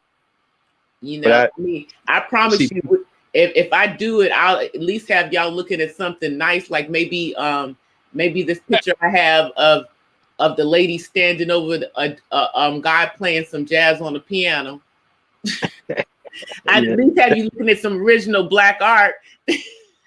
yeah, that'd be cool because you know it was hilarious. Some of the things I've seen in these silent streams. People, were talking in the chats too. I was Three, like, 4 o'clock. and Funny. I would probably at least make sure I had some music playing so that you would so you would have something going in the stream. Man, I see some man. But it's but I enjoy doing the chats. I enjoy getting in the stream because I find something to say. And I might have diarrhea of the mouth for y'all, but um I enjoy doing the live streams. I enjoy getting people like yourself, Terry, to come up and to give commentary. Hopefully sometime in the future, Leffler gets his phone thing situated so that he can jump up on the panel and it won't be an echoing thing. Because when he was able to come up before, it was cool, Yeah, absolutely. Oh, I always enjoy all three Yeah. of us up in. Then I'll probably open up the camera pretty soon. I've been thinking about doing that. Yeah, well, I open up the camera sometimes. I do. Right now, Yeah, of course. Yeah, me too. I'm literally sitting here with So, with like some of those glove thingies on my hands. You know, yeah. from I mean, yeah, yep. But we yes. we I would mean, love we I mean, would love for you to come on camera. We would love for you to come on camera, Terry. Even if you put an avatar up for us. yeah, sure, sure. I mean, because it on my Facebook page, that's how I looking out the kid. So that's my Yeah, kid picture. you But could absolutely, yeah, Yeah, I mean, well, if you get on the StreamYard, even on the free version, you can put your avatar up there. yeah. You know, I haven't figured out how to do it here. To be honest with you, I haven't figured out how do I do it here. It's With usually I don't, because I know some people. Yeah, but once you have a stream, you just have to have a StreamYard account to put an avatar up. Once you have a StreamYard account, it allows you to put an avatar. okay, Yep, yeah, it'll allow you to put an avatar instead of showing your face. Because like even now, if I go on someone else's stream, because I already have a StreamYard account, my yeah, avatar automatically goes over there if I say, stop camera. yeah. I mean, I don't know. People are probably wondering. They see this voice and this black, my YouTube name, and it's the black there. Yeah, but you know what? A lot of people, you're not the only one. So you. What I say is that it doesn't matter as long as you got content. Then what does it matter? It's up to you as to when you want to cam up, you cam up. If you don't want to cam up, you don't cam up. It's all on you as an individual. So I don't even Yeah, care. yeah. I agree with you said. There's people I've seen on YouTube since I've been on Hmm. YouTube. Because for a long time, again, I was in the comment sections only since 2007 when this thing started. But there's people who've been on here as long as I have in terms of having a account, and they've never come on camera. Ever. Exactly. They've never. The brother from Chicago, Harvey. I don't know if you listen to him. Hmm. Uh, have you ever listened to that guy? Nope. Okay, he's. I think he goes under Your World now Okay. because he was under Superboy 223 at one time and they suspended his account. He hits hard. He hits hard though. He's good. Him and then he works with Sister Nicole out of Nicole's World, I think, or I can't remember her name. She always talks about Bill Cosby though. Okay, Nicole's World I've heard of. Yeah, them two always work together. But Harvey's never come on camera. He's been on. This is I remember him in 2007. It's a lot of people that don't come on camera. No, I don't think they ever will. You know what I mean? People that don't come on camera. I'm like, I do come on camera for my vlogs. I'm always on camera. Yeah, you come in daytime. I come on camera for all of my vlogs. Yeah. I'm like, it's just like for my live streams. It depends. If I'm sitting at my computer, I go through StreamYard. Sometimes I open up the computer and sometimes I don't. Because sometimes I might be actually lying here talking to you guys instead of sitting up. Right. Well, when people finally see me, I'm gonna definitely have a cigar though, because I'll be outside. Oh, that'll be outside. Cool. Yeah, that would be cool. That would be cool. So that's when y'all gonna see me. It's another YouTuber that I know on here that smokes cigars. He's one of my friends. Matter of fact, I'm gonna be listening to his. He's gonna be on in the morning. His name is Daryl Moore. Okay. And he's going to be talking to a couple of, man, let me tell you something. There are so many issues going on in various parts of the black sector of YouTube. Y'all ain't got no idea. He's going to be talking to some of these fools that are over there in the minister, where the ministers are arguing back and forth and acting. Really? I didn't know there was such a sector.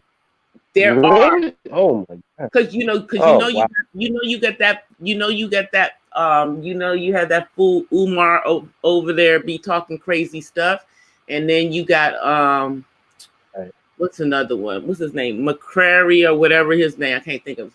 Yeah, McCrary, the one that's on the run that's down in ATL. Man, okay. Yeah. Anyway, they call themselves Christians, but these are internet ministers. Okay. And then they're talking about that other one, that you remember the one who used to come on late at night with the dreads, Musana Jordan with the long dreads, who talked about he had the house of prophecy. Yeah. I don't remember him specifically. I might have seen something and then his son took over, and they got these people were involved with Benny Hinn. I've heard of Benny Hinn. Exactly. These black folk were involved with Benny Hinn. So I'll just let that marinate because Benny Hinn. Anyway. He's a shy. He's a charlatan. I'm not saying he's a charlatan. I'm just saying that he has some moral issues. Let's just say. Oh, really? I've heard tell of some things some years ago, just sketchy things. Like, look, I don't. And then and see, these are the same. This Musana and his son was quote unquote supposedly dating Angela, Rev Run's daughter at one point. So these people were involved with Rev Run and stuff, when he got his call and everything. So that's what I'm saying. Some of these people running around on YouTube. Man, that sounds like a joke. I'm just trying to tell you. You just okay. Don't. Wow. Okay. That's why I was like, I'm like you. I said, y'all have no idea. I said, I'm in all kinds of stuff, walking around Black YouTube, and I'm just like, well, what? Really? And that's and then that's just on this. It's like there's a bunch of mess going on. It's like I'm like, so I'm just gonna go listen to this panel tomorrow that's supposed to be exposing those crazy people. I had to go check that out then. Who call themselves Christians. You know who I thought was crazy some years Oh, ago? and you know who you've heard of Larry Reed now, haven't you? No, I haven't. Honestly, I Okay, haven't. yeah, another crazy person. These are people who think they're somebody on YouTube. I'm telling you. I would check it out though. If I can get a laugh out of it, I'll definitely check it out because a lot of those guys are pretty funny to me. You know, if they're Well, this should be animated. interesting. This should be interesting. I'm gonna go through there because I saw a lot of people. You know, I mean, the chat was very, very positive. So I know whatever we're gonna hear tomorrow is gonna be from the positive. Just kind of giving some knowledge about some stuff that's going on in another part of YouTube. I'll give it a look. That happens to be occupied by us. Okay, I'll do that because I used to. Well, I guess I was laughing at the guy, James Manning. Do you remember him? Oh yeah. That guy was like, he was always talking about Obama. He was just telling lies about the man. He was just making up stuff as he went. It was hilarious. Haters. There were just so many haters on the man. And the thing is that he did some good. He didn't do some other things good. You know, it's like, but I really and truly believe that there was no way he was going to be able to do any of the stuff that these people thought he was going in there to do because that was not the agenda. Right.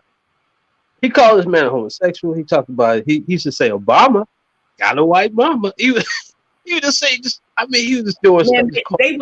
They were talking about, they kept on saying that Michelle was not a woman. Oh they yeah. All kinds of horrible things about these people. Yeah. It's like, if you don't like their politics, that's fine. But stop this.